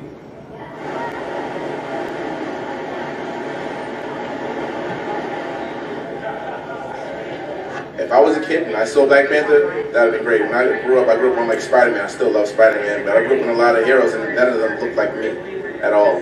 And I still love those heroes, but I can imagine being a kid and seeing, you know, a kid character that looked like me. I'd be pretty hyped. I've never had an opportunity for this before. I've never gone to a theater to see a film like this before, so I just really needed to go all out. To see something where you have an all-black cast coming together, this is big. This is very big. Hey, Mike, what's the director? Yeah. Ryan Coogler. Oh, okay. As a child, I've been into like geeky, nerdy things and everything, and with sci-fi, and I love that African American heroines get to be portrayed this way. Somebody that looks like me is the superhero, you know, and nobody's whitewashing it, and it's beautiful. I'm excited that they're painting Africa in a different light than what we normally see. So it's just a big moment. Like everybody has a James Bond or they have a Lara Croft. But to have a Black Panther who's got a bulletproof suit, he really can't get hurt, and he's a great man, oh yeah, that's something I can look up to, so I like it. Okay, so that was from, that was my Atlanta Journal-Constitution, my AJC.com. They had this article, Black Panther brings unexpected boost to makers of African-inspired clothing. I talked to a sister that has a store in Greektown Casino. She talked in the Greektown area. She talked about how she saw an increase in sales because people were buying African attire to go to the premiere of the film. Okay, and on Facebook I talked about how there are more people wearing African garb to go see the film Black Panther than wearing African garb going to Kwanzaa celebrations. Okay, but that's a good thing because people are happy and feel happy about identifying with African history and African culture. So in this article, very briefly, from February 15, 2018. So the film debuted nationwide February 16, Friday, February 16, 2018. Atlanta-based clothier Charlene Dunbar saw an uptick in sales of her Swakoko Betty brand this week thanks to the Black Panther movie. She said, I have definitely had a spike, and she's a native of Liberia who has been designing her brand of modern African clothing for a decade. She said, I am excited to see more of an appreciation of African culture, whether it is in the fashion industry or beyond, okay? And a similar trend emerged at Dupsey's African Clothing in Smyrna, Georgia. While there is usually a spike in business during Black History Month this year, that increase has been even more pronounced with the release of Black Panther, says shop owner James Onabajo, who has been fielding calls from out of state. He said, quote, I think people are more comfortable wearing African clothing. Now, more African Americans and Black people are, in general, trying to show off their heritage, okay? Interest in African and African-inspired clothing has been on the rise for several years, but having a blockbuster film that puts the beauty of African style on display is something many American moviegoers have never seen. I've never seen anything like this before. Closest thing was Coming to America in 1988, okay? But I've never seen anything like this before on this level, and African Americans wanting to wear African garb to the movies. And I think it's going to continue April 27th, 2018, when Avengers Infinity War comes out, because many of the characters from the Black Panther are in the film, because a lot of the film takes place in Wakanda, all right? Now, but it gets even better, okay? Because you got a Wakanda convention coming up in August of 2018 in Chicago. Still filling theaters for Black Panther. The film has inspired people with a new vision of Africa. ABC 7's Karen Jordan has more about the impact of this hit flick.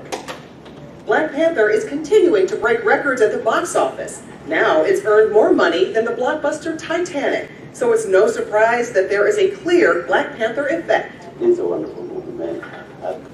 I went to see it a couple of times, and I'm going back again. Alesane Sumari of Kyra Imports in Chatham says his business has been cashing in on the success of Black Panther. More people have been coming in the past couple of months buying African clothing, even getting custom-tailored outfits made, like this prom dress. Sumari says the movie has caused his customers to want to display their African heritage. We look forward to see again another this type kind of movies, because it's make us really stay in business. Abdul Brima with the African Festival of the Arts in Washington Park anticipates large crowds during the festival this Labor Day and even hopes to have a Black Panther screening. I had to go and see it with my children. I was so happy to see it. The popularity of the movie has also inspired the very first WakandaCon, a fan convention for all things Black Panther, taking place here at the Hilton later this summer. Our theme is celebrating Afrofuturism, which is science fiction based on imagining a different future and a different world for the African diaspora. Tickets for WakandaCon went on sale today, and already 300 have been sold,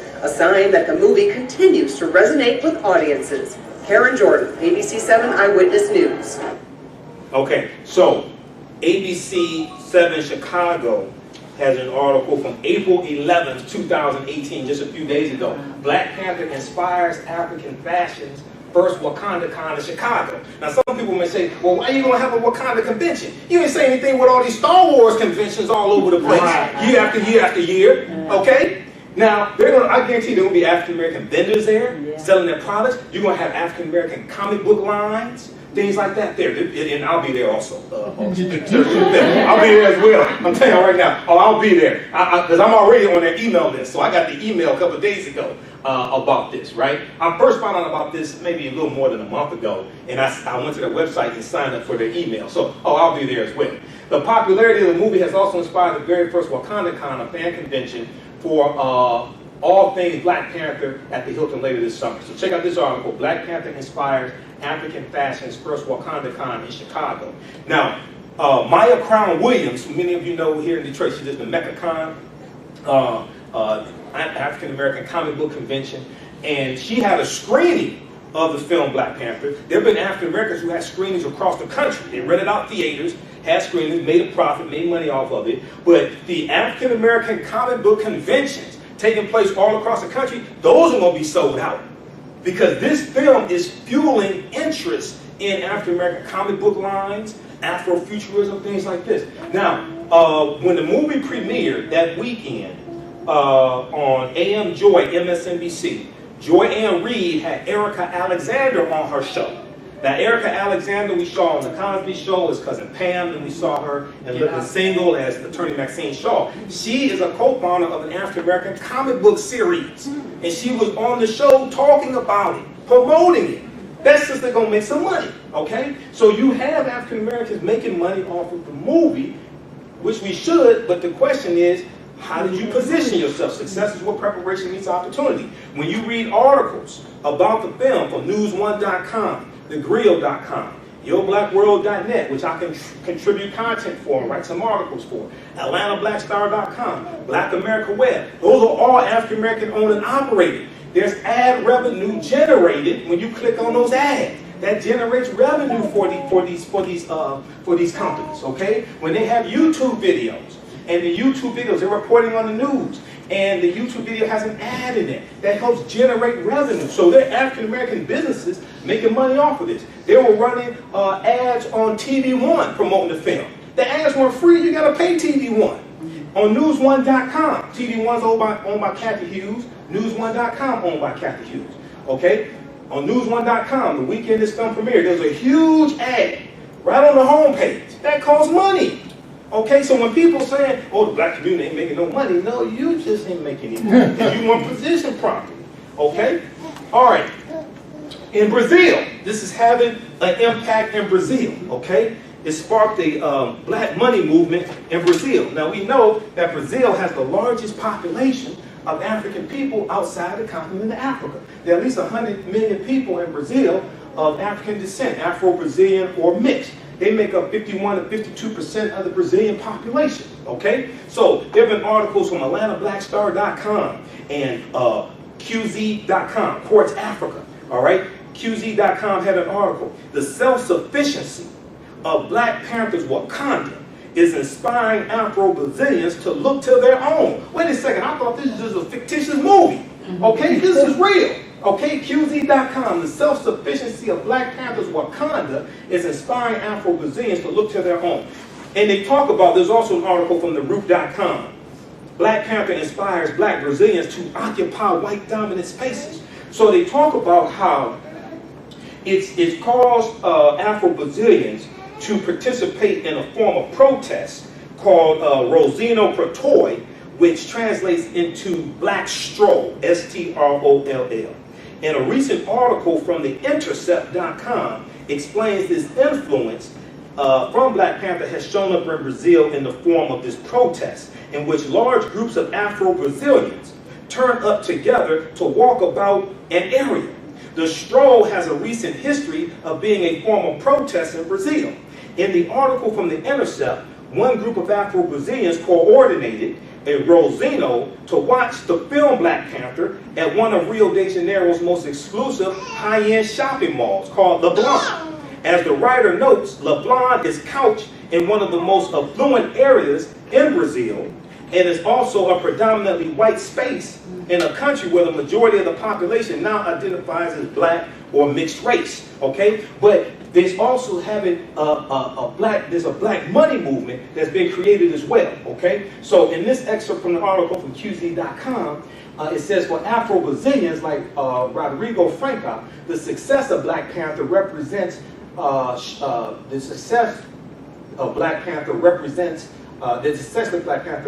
showed that blacks could organize for a common goal that was strongly connected to spending money. Quote, for us, the success of Black Panther was a grand example of how much we have to consume, and it also showed the potential of how we can consume products that are related to our representation, products that will respect our culture, okay? And he is a social scientist, philosopher, and actor. He said, if we stop buying from racist companies and companies that do not engage in diversity, those companies will not survive. Okay? So when we look at this article from QZ.com, they talk about how Afro-Brazilians were renting out theaters and having these screenings of the film. And in some of these screenings, they were, instead of showing the movie trailers, they were promoting black-owned companies and products and things like this. But these gatherings were not only celebrations of black pride protests against racial exclusion, they were also a positive signal to the mainstream and Afro-Brazilians themselves that they could economically support products that represented them on a large scale. Since the debut of Black Panther in Brazil, the black money movement, the idea that black Brazilians can use their money to support black businesses, has gained steam, and support has even crossed over into mainstream media also, okay? So this is an example of the impact it's having in Brazil. So you can check out that article from QZ.com as well. And in one of these articles, it talked about how the impact that it had on the way they see themselves. Let's see. Which one was it? Because one of them said it made them proud to be black or something. Let's see. Okay. All right. So Franco went on to say, we don't have this culture for money. We don't have this culture for money to leave black hands and go directly into another black person's hand. Due to the myth of the racial democracy, some black people think it doesn't matter if they support black products. Now, this is an Afro-Brazilian saying this. Black Brazilians hold both economic and entrepreneurial potential, as black folks comprise the majority of business owners in Brazil. Most are one-person businesses, like in the U.S. However, as black people have historically been shut out from building wealth via large-scale entrepreneurship, simply because they lack the capital and access to funds to do so, okay? The entrance of a film like Black Panther created a positive space where people could start to think positively about black money, okay? And then in the one from The Root, okay, yeah. In the article from The Root entitled Black Panther Inspires Black Brazilians to Occupy White Dominant Spaces, March 5th, 2018, from Anne Brannigan. Okay, they talked to Igor Marino, M-A-R-I-N-H-O. He's a 28-year-old student in Brazil who participated in a recent Rosino Black Stroll protest and watched Black Panther for the first time. And he said that the movie's black majority cast filled him with pride. Okay, he's Afro-Brazilian. He said, quote, it makes me want to win. It makes me want to fight. It makes me like myself more, like my own skin tone, like my kind of hair, like the shape of my nose, like the shape of my lips, like myself more. Okay, he said this in the interview with The Intercept, the article from The Intercept. He went on to say, quote, because you start to see people who are like you and you see how they carry themselves empowered, happy with themselves, and you start to like yourself better, end quote. Okay, this is from a fictitious movie, okay? What you read, see, and hear impacts the way you think, feel, act, and behave. What you read, see, and hear impacts and affects the way you think, feel, act, and behave. All right, let's continue. Okay, so you have teachers who are using the film to then create curriculums and teach African history and the history of colonialism, things like this. There were a couple articles, one from Blavity.com, the other from thinkprogress.org. Now this sister, her name is Tess Raser, R-A-S-E-R, I think it's pronounced Raser because I follow her on Twitter. She's a 28-year-old teacher on the south side of Chicago. She teaches 6th grade, okay? She created a 46-page curriculum based upon themes from the film Black Panther. And she expounded on other lessons she's taught in the past, but she put it all together in a curriculum. Now, Tess Razor's students have been studying colonialism in Africa for a month now at the time this article was written. Next week, as part of the lesson plan, she intends to take her 6th graders to see Marvel's Black Panther. For Razor, who teaches at an elementary school in Chicago's South Side, Black Panther invites her students to meditate on Africa and its diaspora through the imaginary country of Wakanda. She is using the film to explore the legacy of colonialism in Africa, then racism in the United States. But when you look at the articles, one from thinkprogress.org and one from Blavity, she talks about going to see the film, how it impacted her, and how it caused her to think about different things and important topics talked about in the film. So as a result, she put together a special curriculum using many of the resources she used or created before, including information she found elsewhere, to package a series of lessons that touch on previewing topics to look at before you go see the movie, okay? Like the legacy of colonialism, global anti-blackness, and African cultural representation in Black Panther, and then also post-viewing lessons as well after you see the film, dissecting individual characters and the film itself and the role of women in Wakanda. She said, quote, I created the curriculum for a couple of reasons. For starters, I love the movie but left with critiques as well, and spent most of the weekend engaging in conversations in regards to those critiques and my friends' analysis of the film and its characters. I was excited thinking about my students having those conversations as well, okay? And I looked at her curriculum, it's fantastic, okay? And she deals with transatlantic slave trade, she deals with the civil rights movement, she deals with counterintelligence programs, she deals with the Black Panther Party for self-defense, she deals with different periods of time. She said, quote, I want to push black kids to critically engage the media and literature, especially when black bodies are centered. I've been working hard this school year to push my class, all black students, to have a deeper understanding of the African continent, its diversity, its connection to it. In the articles on this, they have a link to the, she has the curriculum online on Google's Doc, and you can download it for free, okay?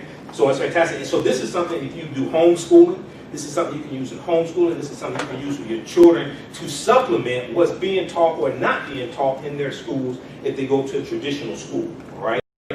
Okay, but we have other themes in the film as well. So there was a video of Ryan Coogler. Now Ryan Coogler is the director of the film. He's African American, he's 31 years old. This is only his 3rd movie that he directed, okay?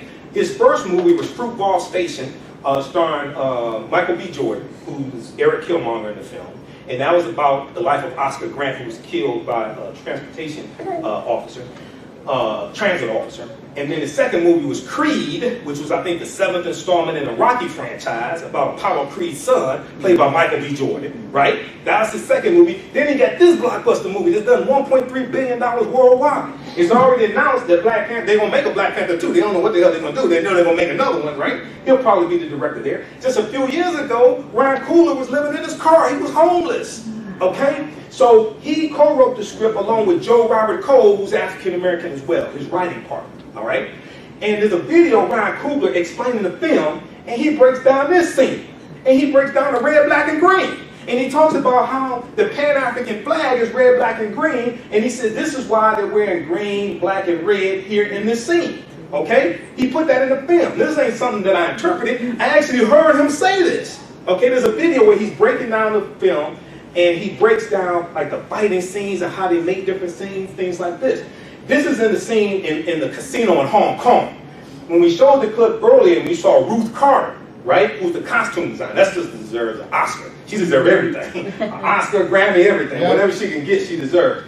All right? Lupita Nyong'o studied martial arts. She studied jiu-jitsu, she studied Salat, she studied Indonesian martial arts. I can tell by what she's doing in the scene.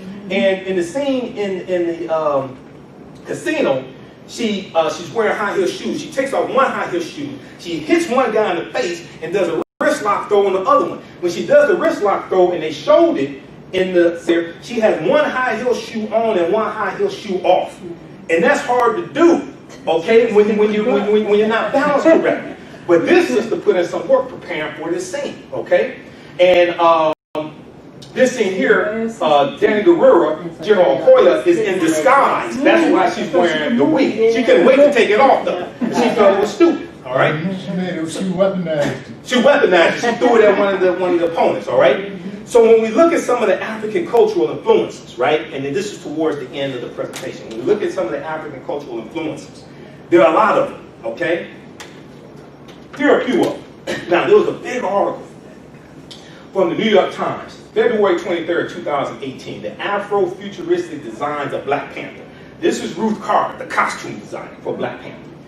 For her extraordinarily detailed costumes, Ruth E. Carter studied the garments of the Maasai, who are in Kenya and Tanzania, and other African tribes. A 3D printer was also important. Now, you all familiar with 3D printers? 3D printers are actual printers that can actually, instead of printing on paper, they actually produce a product. They actually make something. This is a new type of printer. They're very expensive now, but they're going to come down. So I've seen a car actually produced with a 3D printer. It took 2 days. They're producing all different types of things. They're producing casts. They're producing busts. Statues, all different types of things being produced by 3D printers. Google that and you can get some information. Now, the costume designer Ruth E. Carter said she did not know much about the Marvel Universe, but said, I really wanted this movie. She was also the costume designer for the film Malcolm X. She talked about how this wasn't her hardest film to make the costumes for. She said Malcolm X was harder because you're making costumes for different periods of time. When you study Malcolm, you do 30s, 40s, 50s, 60s, you're dealing with different time periods as well. So you got to make costumes for all these people, okay? Now, here are some of the African cultural influences. We see influences from the Basotho in Lesotho, which is in southern Africa, okay? And they have these blankets, okay, that they wear that have African cultural significance. And we see in the film, we see them with the blankets, the warriors with the blankets as well, right here, okay? Now, let's continue here. Okay, now, the Basotho heritage blankets, right? These blankets have a deep cultural significance and history. The world-renowned Basotho tribal blankets distinguish this nation from others by the way in which the blankets are worn as part of their everyday life. The designs have been developed over many years with the blessing of the Lesotho royal family. Okay, so there is a website, Aranda, R-A-N-D-A, aranda.co.ca, which talks about the Basotho blankets. And the Basotho are a tribe of warriors disguised as simple farm. Okay, so the Basotho, they're in southern Africa, in the country of Lesotho. Now, in the film Black Panther, you have a tribe of warriors disguised as simple farmers, okay, who protect Wakanda's borders. Their most distinctive costume features are the blanket cloaks they wear, the traditional gear of the Basotho people. In Lesotho, which is a mountainous country surrounded by South Africa, which gets snow in the winter, the Basotho blanket holds deep significance, okay? So they talk about the blanket here at the website aranda.co.za, and you can buy the blankets there, okay? And they say what makes the Basotho blankets unique is the layout of the design, the various symbols used, the bold color combinations, and the characteristic pinstripe the characteristic pinstripe that you see, vertical pinstripe. These stripes were originally a weaving fault, which has become a unique part of the design and dictates how the blanket is worn. When worn in the traditional manner, the pinstripe runs vertically, symbolizing growth, okay?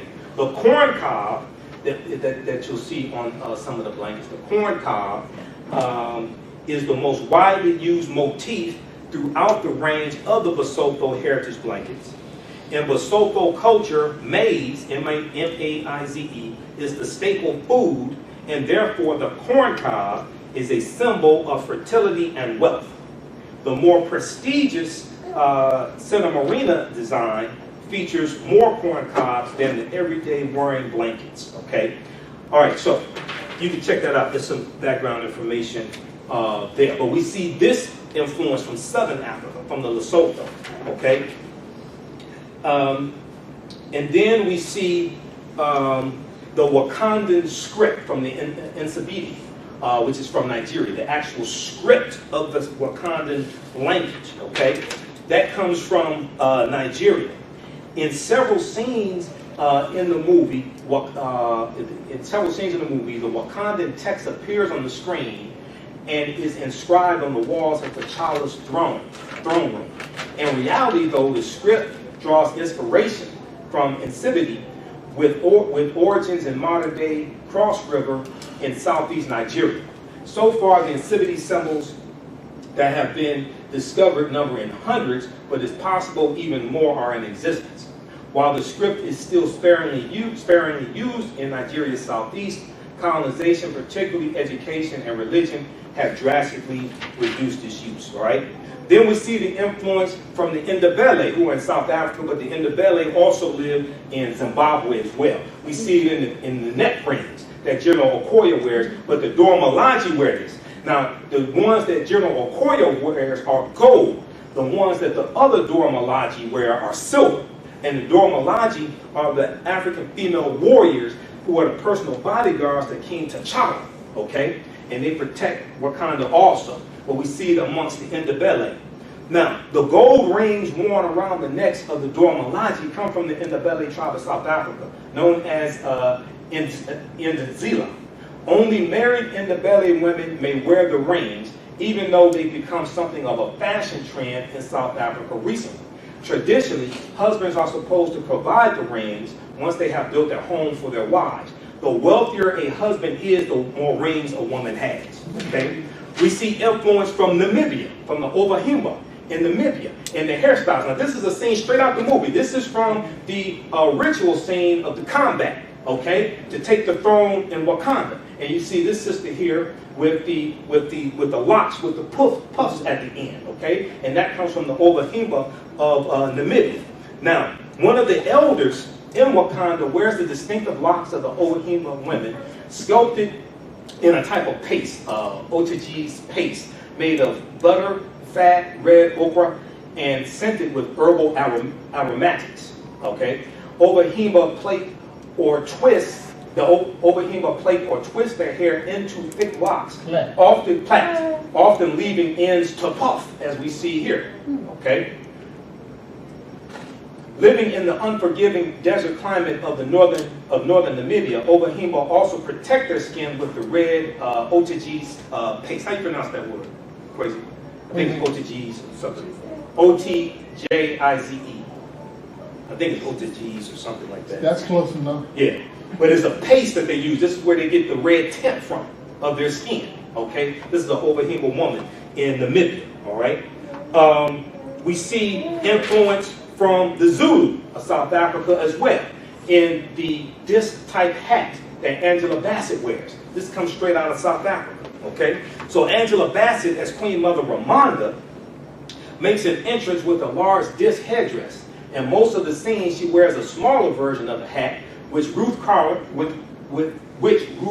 borrowed from Zulu culture. The isikolo is a hat worn by married women and was traditionally shaped from grass fronds with cotton woven through. Their sizes and colors differ between clans, at times reaching a meter in diameter. For Black Panther, Ruth Carter had Ramonda's dramatic white Isikolo hat 3D printed, according to the interview that she did with Vanity Fair. Okay, so we see this influence from the Zulu of South Africa. All right. Then we see influence from the Maasai of Kenya and Tanzania. So this brother right here in the scene, he is a protector of this system. His costume is influenced from the Maasai. A tribal elder draws on Himba tradition, while her guardian draws on Maasai culture. Okay, and when we look at, so we see this here, and we also see the Maasai culture influencing the costumes that the Dora Milaje wear as well. Okay. And it says the Dora Milaje with their deep red armor and tall spears, come from the Maasai, look like Maasai warriors, which was the look Ruth Carter was going for. The Maasai shuka is instantly recognizable as the red and blue checkered, sometimes with black, yellow, or green, but red is always the base color, shawl, it's a shawl that they wear, okay, over the shawl draped over the semi-nomadic Maasai. So we see influence from the Maasai of Kenya and Tanzania. We see influence from the Zulu. We see influence from the Ovahimba, etc. Are those men?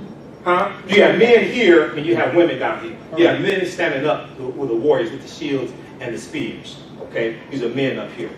Okay, Didn't they have the big ring in their lip? That's coming. Just a second. I got that too. That's from the Mercy in Ethiopia. Okay. When we look at the Dora Milaje, right? The Dora Milaje were introduced in 1998, Black Panther Volume 1, 1998. Dora Milaje means the adored ones, okay? And these were the brides in training to the king of Wakanda. Each one of the 18 tribes in Wakanda donated or presented one of the brides in training who became the personal bodyguards of King T'Challa. But it's believed that they're based upon the African female warriors, the Ahozi, or the Mino, who Europeans called the Dahomey Amazons, okay, who were female warriors amongst the Bo people in Dahomey, which is present-day Benin, 17th century to the 19th century, okay? Now, the fearsome Dora Milaje have long been a feature of Black Panther comics, but the all-female military unit are believed to be inspired by a real-life version of the female soldiers which existed from the 1600s in Dahomey, present-day Republic of Benin in West Africa. In the movie, the group is led by American Zimbabwe actress Danny Gurira, and primarily acted as bodyguards to King T'Challa. However, in their day, the Dahomey Amazons, as they were named by Western historians, fought wars for the kingdom, most notably against the French forces. They were involved in the Franco-Dahomean War of 1890. Okay, now tell them about those heads. Oh, just a second. So, AtlantaBlackStar.com has a good article. 10 fearless black female warriors throughout history. 10 fearless black female warriors throughout history, where they talk about this.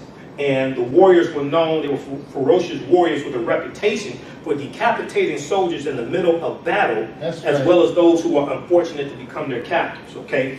Now, the film Black Panther, because it's breaking records, because it's showing that a predominantly African-American cast can sell well overseas. It did $63 million opening weekend in China, okay? It's doing well in Brazil, done $1.3 billion worldwide. You're going to see a change in some of the movies that we see coming out next, okay? Because one of the things that Hollywood says is that, well, we can't have a predominantly African-American cast because the movie doesn't sell well overseas. This is breaking records. It's showing that's not true, all right? Now, there's a movie that's already been announced, don't have a release date, but it's called The Woman King, okay? The Woman King.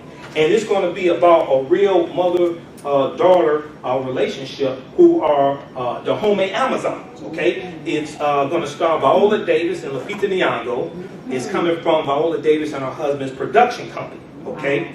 And the film will follow Naniska and her daughter Nawi, played by Lupita Nyong'o, will play the daughter, who have battled the French along with nearby tribes, quote, who violated their honor, enslaved their people, and threatened to destroy everything they lived for, end quote, okay? There's an article from AtlantaBlackStar.com, Lupita Nyong'o and Viola Davis to star in a movie about the real female warriors of Black Panther, March 2nd, 2018.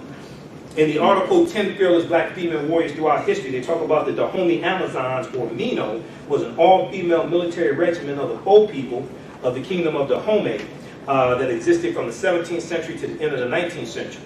While European narratives refer to the women soldiers as Amazons because of their similarity to the semi-mythical Amazons of ancient Anatolia, they call themselves Ahosi, which means king's wives. Just like the Dora Milaje were the adored ones, and they're the brides in training to the king of Wakanda. Okay, they also call themselves Mino, M-I-N-O, which means our mothers. All right, so check those out from AtlantaBlackStar.com. But you got African culture, which relates to history, all throughout the film.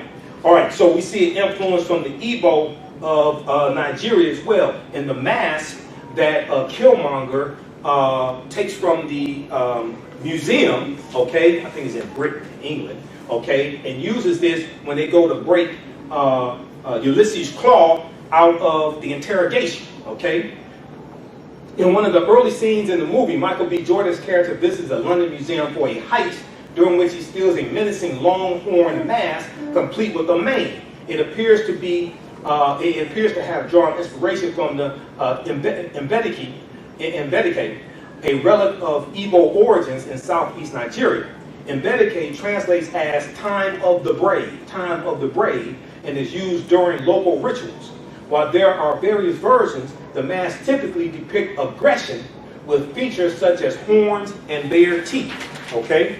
So then we have the Ethiopian influence with the lip plates, okay, from the Mercy of Ethiopia. And that's what he has right here. Also has them in his ears. Now, one of the most distinctive cultures apparent in Black Panther is a lip plate worn by a Wakandan elder in the throne room. Lip plates are drawn from the culture of the Mercian Ethiopian and are also seen among Chai and Terma, for whom it is a source of pride and also identity. While the lip plate in the movie is worn by a man, the lip plates are typically worn by women. In the Mercy culture, teenage girls have their lower lips cut to allow for the lip plate, just like some teenage girls have their lip pierced and their tongue pierced, okay? Until the wound heals, the cut is held open by a wooden plug, after which the opening is stretched further by inserting larger plates over time, all right? Then we have an influence from the Dogon. The Dogon are in Mali and Burkina Faso, but the Dogon come from ancient Kemet, okay? The Dogon masks were brought into the movie Black Panther. There was a lot of inspiration taken from the Dogon people. They live in the central plateau region of Mali and West Africa. They're also in Burkina Faso, okay? And we know that the Dogon have a superior knowledge of astronomy. The Dogon come from ancient Kemet, and the Dogon had knowledge of the Series A and Series B star systems before European astronomers knew about this as well. There's an article from AfricanGlobe.net, which talks about the Dogon and their relationship to ancient Kemet as well. And I got that article here. There's a book called The Pale Fox. The Pale Fox, yeah. The Pale Fox, which deals with Dogon mythology and things like that. Let's see here, where is that? Okay, the Dogon, from the Nile Valley to the Kingdom of Mali. This is from AfricanGlobe.net, January 5th, 2013. The Dogon, from the Nile Valley to the Kingdom of Mali. Okay, they talk about Dogon astronomy and cosmology. Series A was called Sigi Tolo. Series B called Potolo. So you go research that. I deal with that in some other presentations, like when I talk about the history of Christmas, things like that. All right, now the film shows African women and African American women in a positive light also. And there was an article from Anika Reed for USA Today that talked about this: 5 ways that Black Panther celebrates and elevates Black women. Okay, and we see African women are not the damsels in distress in this film. They're fighting side by side with the men, and they're saving the men. Okay, we see the scene where T'Challa is thrown off Warrior Falls, and it's going to be his mother and Kia and his sister who nurse him back to health, and help him fight. They go back and they go back and fight. He goes back and fights Eric Killmonger. Okay, so she said, walking out of the theater, I felt fulfilled as a black viewer and as a woman, which rarely happens simultaneously with mainstream movies. Black Panther is Marvel's attempt at being woke, and it confronts colonialism, racism, and nationalism in profound ways, while also crafting a vision of black womanhood that's both inspiring and empowering. Okay, so here, so she said, one movie isn't going to eradicate racism or gender or fix gender or racial issues in America, but it's a step in the right direction. Representation in pop culture matters, and the women of Black Panther are celebrated and validated throughout the film in powerful ways. Okay, so here's some of the things she lays out. Black women are the real main characters. Okay, even though the movie is named for a male superhero, the women of Black Panther are at the forefront of the story. They're not sidekicks. They're at the forefront. They're not the damsel in distress. They are kicking butt in the movie. Much like the animal kingdom, in which female wildcats hunt and maintain control, the women are the ones in control of the throne and the society of fictional Wakanda. Lupita Nyong'o's Nakia saves the day when T'Challa, Chadwick Boseman, chokes. Little sister Shuri, Letitia Wright saves the Everett K. Ross, rather than the typical white savior plot. And Danny Guerrero's Army General Okoye is thrilling in battle, but knows when to end the fight. At least one of the women is in almost every scene. We see that the women don't need superpowers to be superheroes either in the film. The only one with superpowers is T'Challa, but the women are kicking butt and a force to reckon with as well. Their technological advancements that they make in the battles they fight are because of their intelligence and inner strength rather than a potion or a power. We see that there are layers to these characters as well. What a concept. Black women don't come in one stereotypical shape and size. The women are nuanced characters who portray positive and strong versions of black femininity without falling into the sassy black friend or the ghetto black girl or the independent black woman who don't need no man tropes. I could see women like myself and my friends in the movie, and that positive visibility is priceless. We see that dark-skinned women are important in a big budget studio film. We see most of the women in the film are brown-skinned or dark-skinned women. They're beautiful women, they're feminine as well. Colorism is real in black communities worldwide, and it's especially prevalent in Hollywood when it comes to the types of black women who play leading roles in films and get nominated for awards. Black women with lighter skin tones have undeniably achieved the most mainstream success in the entertainment industry, and it's a refreshing change to see women with dark skin and afros taking control of the narrative in a film that's guaranteed to be a huge box office hit. And here we have a Hong Kong scene out in the street, General Okoye fighting out in the street as well. Okay, number 5, black women and girls can see themselves on the screen. Black women and girls can see themselves on the screen. Black women and girls can see in a major studio movie that their contributions matter, both in the work that the characters do and in the fact that these actors made it to this level of Hollywood, of the Hollywood stratosphere. Young black girls who may have been ashamed to wear clothing specific to their African parents' home country might be prouder of their heritage upon leaving the theater. Black women who have been shown almost exclusively straight hair on screen for the better part of the last few decades might be inspired to wear their hair naturally. Okay? So this is huge.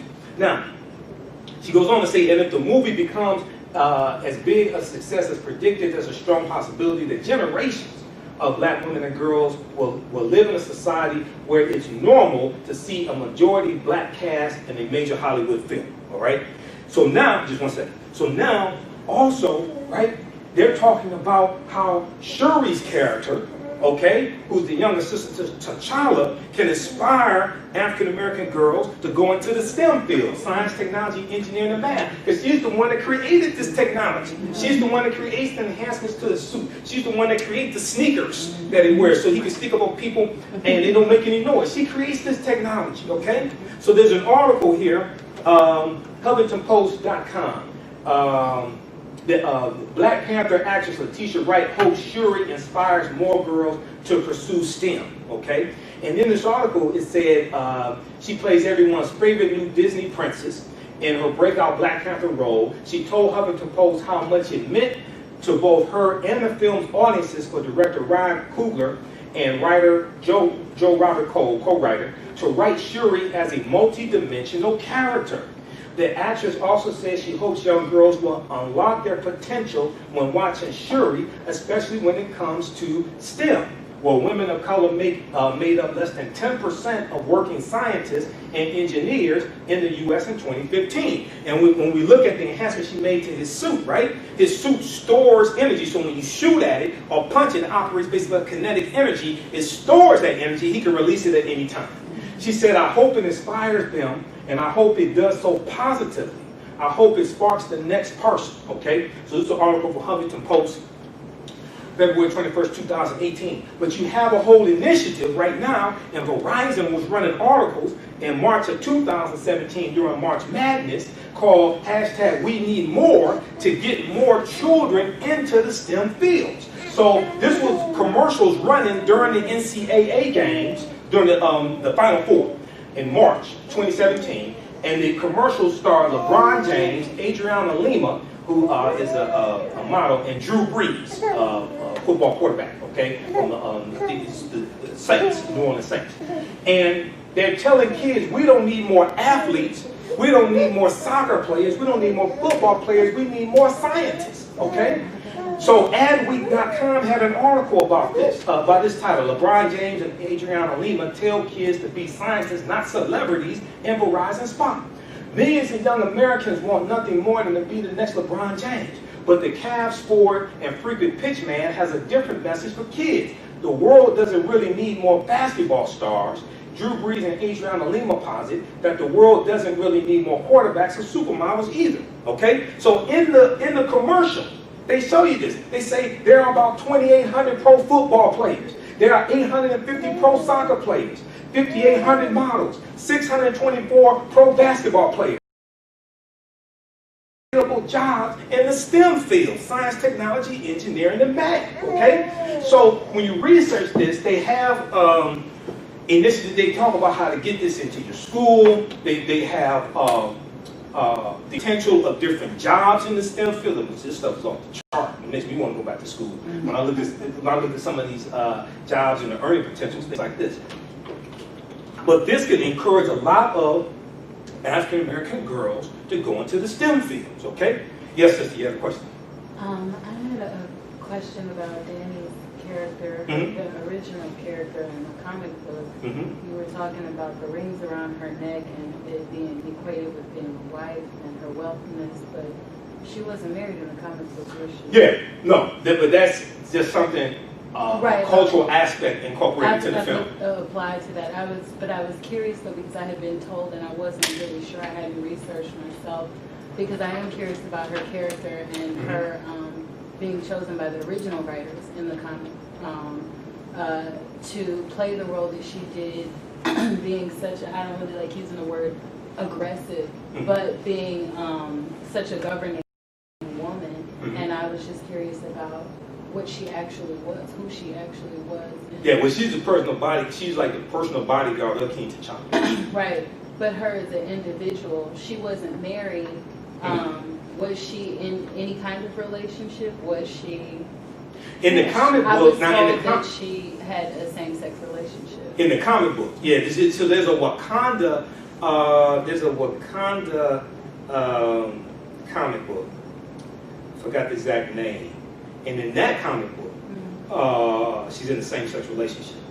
There was a scene in the movie that was filmed that was a hint at that, but it was not. It's on the floor. It didn't make it to the film.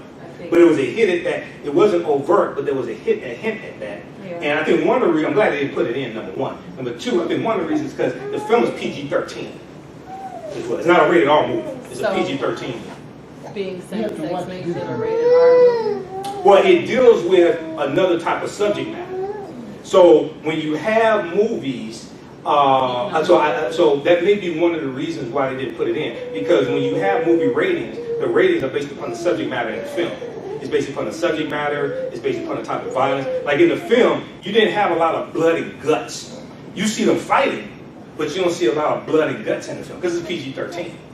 when you see like a lot of blood and guts, usually that's like a rated R movie. And this is based upon a comic book also.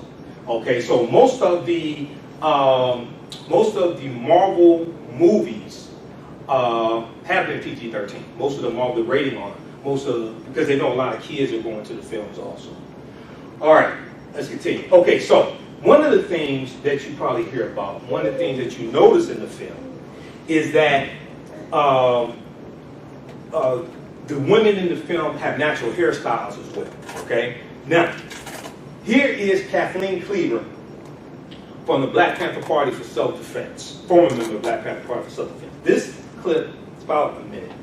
It's from late 60s, early 70s, okay? And she's explaining why they wore natural hairstyles back then. And she explains the impact that the culture had on them and how they changed in the way they perceived themselves and the standard of beauty they were operating based upon. Let's take a look at this. This brother here, myself, all of us were born with our hair like this, and we just wear it like this. Because it's natural, because the reason for it, you might say, is like a new awareness among black people that their own natural appearance, physical appearance is beautiful, it's pleasing to them. For so many, many years, we were told that only white people were beautiful. Only straight hair, light eyes, light skin was beautiful. And so black women would try everything they could to straighten their hair, lighten their skin, to look as much like white women. This has changed because black people are aware. And white people are aware of it too because white people now want natural wigs. They want wigs like this. Dig it? Isn't it beautiful? All right.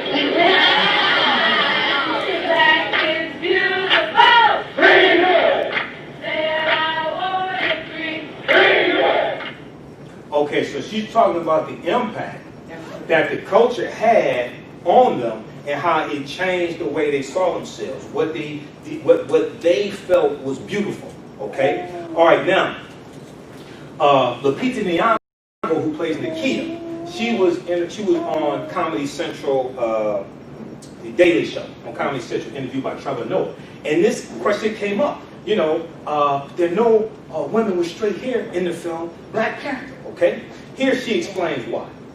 Even though it was a patriarchal society where people were going like, no, no, no, women served a different role at some point. Women had more in different cultures. Yeah. When you played your character and when you have Denai Guerrero, who's also amazing in this story, you guys are badass. And there is a scene that touches on something I thought was a rumor, but I found out is true, and that was no one had straightened hair in the movie. Oh yeah. No one had, the hair that it was like usually a curly line in their hair.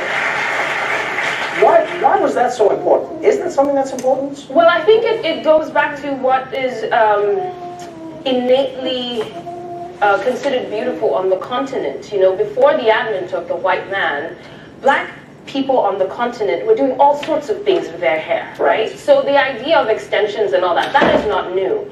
But the kind of shaming or rejecting of kinks and curls is new, and that did come with the white man. Right. And so in this story, Wakanda is a country that's never been colonized. They don't know the first thing about the white world. Right. And so they embrace themselves. They embrace themselves. They have their own sense of what is beautiful and their own sense of augmentation. And that's why you don't see any straight hair.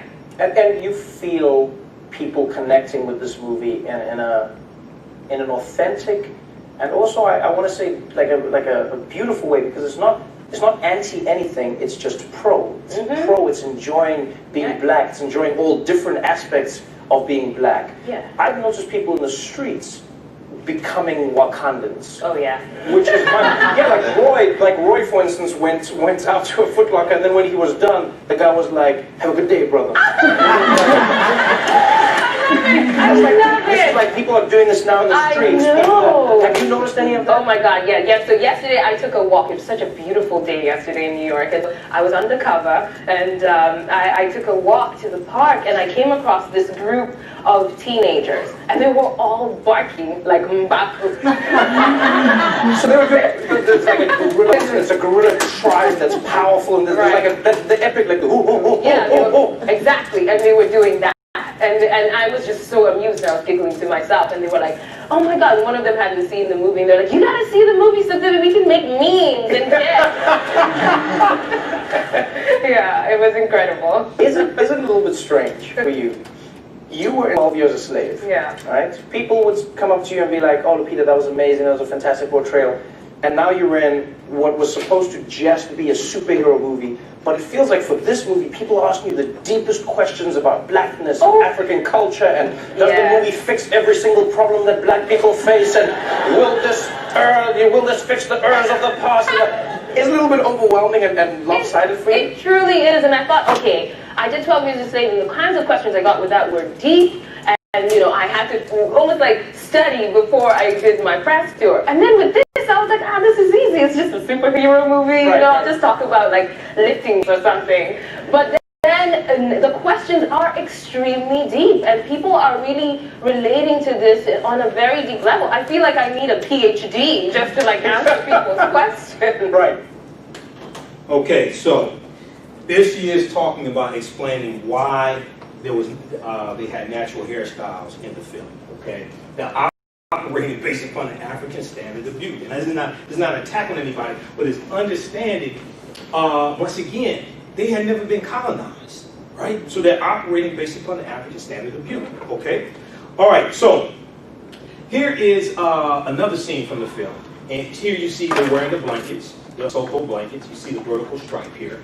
Now, there was an article from NBCnews.com that talked about this. Who's the white guy? Who's the CIA agent, etc. But once again, to understand the film, you have to understand the Black Panther comic book. Okay, so yeah, why does a white CIA agent play the hero to Killmonger's villain in the Black Panther? All right, and first of all, he wasn't the hero. Right. He was a hero. He wasn't the hero. Okay? And it's like some people just wanted to find a problem with the film. Maybe he was in their eyes. Yeah, maybe he was in their eyes because they're operating out of white supremacy and racism. Okay? So, so the character is Everett K. Ross. Everett K. Ross comes from the comic books. He was created in the 1990s. He was created, when you look at the I've read some articles on this. He was created to bring more white readers to the Black Panther comic book, because a lot of the people who read, well, they say most of the people who read comic books are white males. All right, so in the comic book, he works for the State Department. He's an attorney for the State Department, and he's like the foremost authority on Wakanda. Okay, and in the comic book, he's an ally of the Black Panther. In the film, now he was in Captain America: Civil War. Okay. And in the film, so that came out in 2016. In the film, they made him a CIA agent for whatever reason. All right. Sometimes, some people say, well, it's more exciting for him to be a CIA agent than the State Department would have. Also in the film, Eric Killmonger is a former Navy SEAL, and he works for the CIA. And this is why there's a scene where Everett K. Ross said he's one of ours. Okay. So.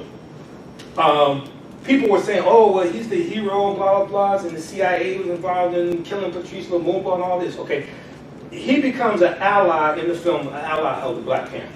In the scene in Hong Kong, when T'Challa is talking to him, you can see they have a history. But T'Challa tells him, Claw is coming with us, okay? Because they're there to get Claw. They have intelligence that Claw is there, and T'Challa says Claw is coming with us because Claw stole vibranium. All right. So he becomes an ally because when Eric Killmonger and his group come to break Claw out of the interrogation scene, he ends up taking a bullet for Nakia, okay, who is the love interest of T'Challa. All right, so he takes a bullet, gets shot in the back. They debate, what should we do? We can't leave him here to die. He's saving, what have you. So they take him back to Wakanda, and they heal him, okay, and he becomes an ally. And they're trying to keep they're trying to keep Killmonger, who has become like Europeans and wants to use the technology to then oppress and rule the world like Europeans. This is ultimately, when you listen to what he's saying, this is what he's talking about. So he becomes an ally, helps them to fight and stop that from happening.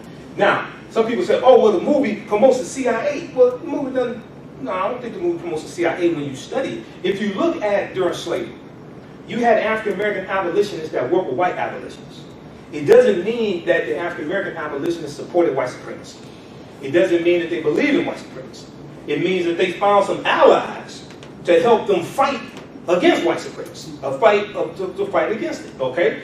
If you look at the Haitian Revolution of 1791 to 1803, if you watch the documentary 1804 from director Tariq Sheet, they talk about in the film how the Haitians fought against the French, and the French had the Spanish and the British as allies.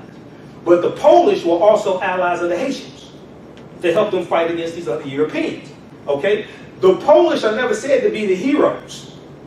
We know the Haitians were the heroes. The Haitians, they didn't support white supremacy, but they found some other people who were down with the cause to help them fight against this other enemy, okay? So just because you have one guy who's a CIA agent that helps them doesn't mean the whole CIA is good. It's just maybe they found an ally, okay? So you have some people who just want to say something negative about the film, so they have some type of relevancy, or they have some platform or something like that. But he's in the comic books. He's an ally of the Black Panther in the comic books, all right? So people have to understand this. All right. Now, okay, so we're gonna wrap it up with that and take any of your questions. We have the DVDs over here. We have a 6 DVD bundle pack today. You get 6 of my presentations, including this one for $50. And this one here, this is I have this the one I did last Thursday. This is 15, and then I'm going to mail you the one I did today also. So I'm gonna get your name and address as well. Okay. All right. So hopefully you learned something from this. We'll take questions in just a second. Hopefully you learned something from this. I encourage people to see the film, study African history, read these articles, study what's behind the film as well. And this is an opportunity to connect African American children to African history because their minds are open. They want to learn. They want to learn, okay? So when you read some of these articles about how teachers are using this, they say you take something that the children are interested in and you relate the lessons to it. A teachable moment. It's a teachable moment, absolutely, okay? So with that, I want to say thanks for coming out today. I know it's supposed to be freezing rain sometime later on today. Santi Sana Imhotep, Wakanda forever, okay? And with that, Pete, I'll take your questions. And then also, if you came in late, donations, because I had to pay for this venue, even though it's free, I had to pay for this venue. So if you want to give a donation, we can do that as well. Yes, so we'll start here and go back. So we'll start with this sister here. I noticed that a lot of young white guys have these big earrings, real big, and open their ears. Is that coming from the black diaspora, you think? Probably. This possibly, I don't know it. I don't know for certain. It could be an influence from that. I don't know for certain. I see them. So I don't know. I know what you're talking about, and they have like a big disc in their ear, things like that. So I don't know. They do. I don't know. I don't know. I don't know what the influence of that. It could be. It could be because we know they copy us. But that particular one, I don't know. Because I asked the white dude, and he said it is for fashion. Well, it's for fashion, and you see some of them with dreadlocks, right? But that influence there, I don't know. I've been saying that too. Okay. Yes, go ahead. Yeah, I asked the white we dude. can go by to buy.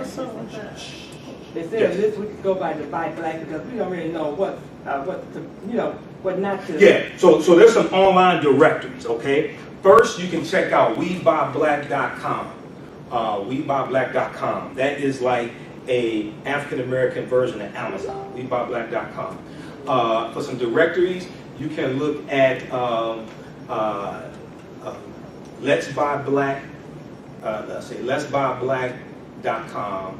There's a Let'sBuyBlack.com. There's a Let'sBuyBlack365.com. There is also Black Enterprise. At their website, blackenterprise.com, they do interviews and showcases on African American businesses like each month, all across the country. Okay. There's also AtlantaBlackStar.com. They write articles. Some of their articles they deal with African American owned businesses. AtlantaBlackStar.com. There's another directory, BlackTradeLines.com. There's another national directory of African American owned businesses.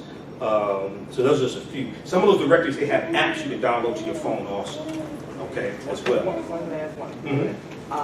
I was on the radio right after the movie came out. This guy, he broke up with his white girlfriend because he said he saw Black Panther. He didn't want to be bothered with her anymore. Okay. All right. All right. I don't think I heard that. I don't think I heard that. Yes, Poesia. Yeah. Another point to be made in making comparisons between the fantasy and real life yes. parallels. Yes. Is and it can be related to science and technology, and that is the metal vibranium. Yeah. And the real life example of that is the Africans were first to smelt iron. Yeah, smelt iron. And also it relates to, and similar to that is coltan. I can't remember if I mentioned it here. I talked about it in other presentations. So coltan comes from the Congo. And coltan is a mineral that's used in technology. It's used in every laptop, every computer, every cell phone. It's used to make it work. And it comes from the Congo. You have Europeans in the Congo right now fighting over this mineral, which is similar to vibranium. Okay? Similar to vibranium. Yes?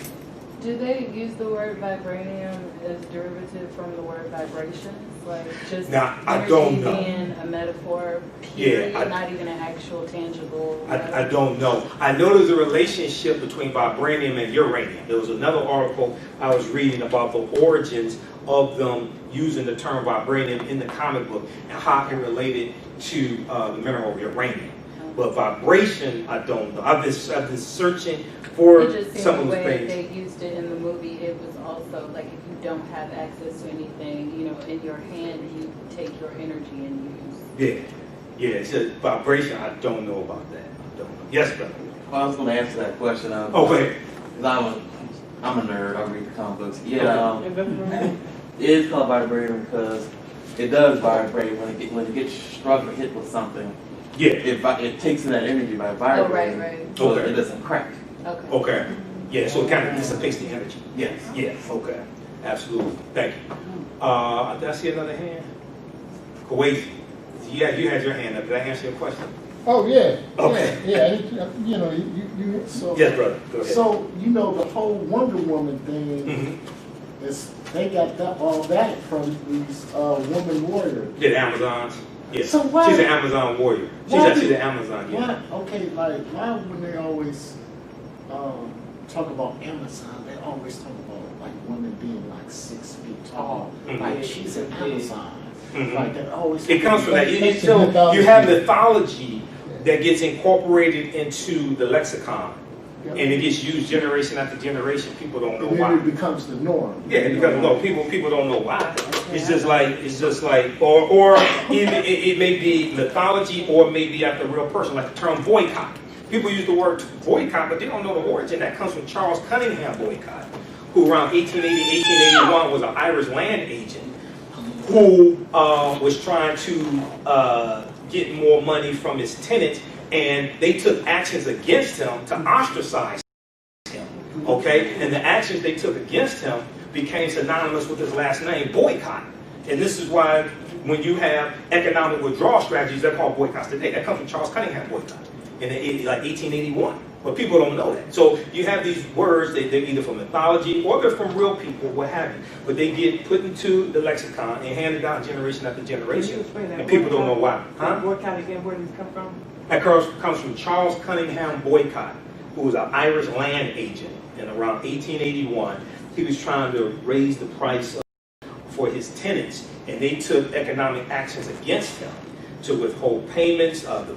The mailman refused to deliver his mail. There were different actions taken against him in protest, and the actions taken against him became synonymous with his last name. So when you have economic withdrawal strategies, it's called a boycott. That's named after him, but people don't know why.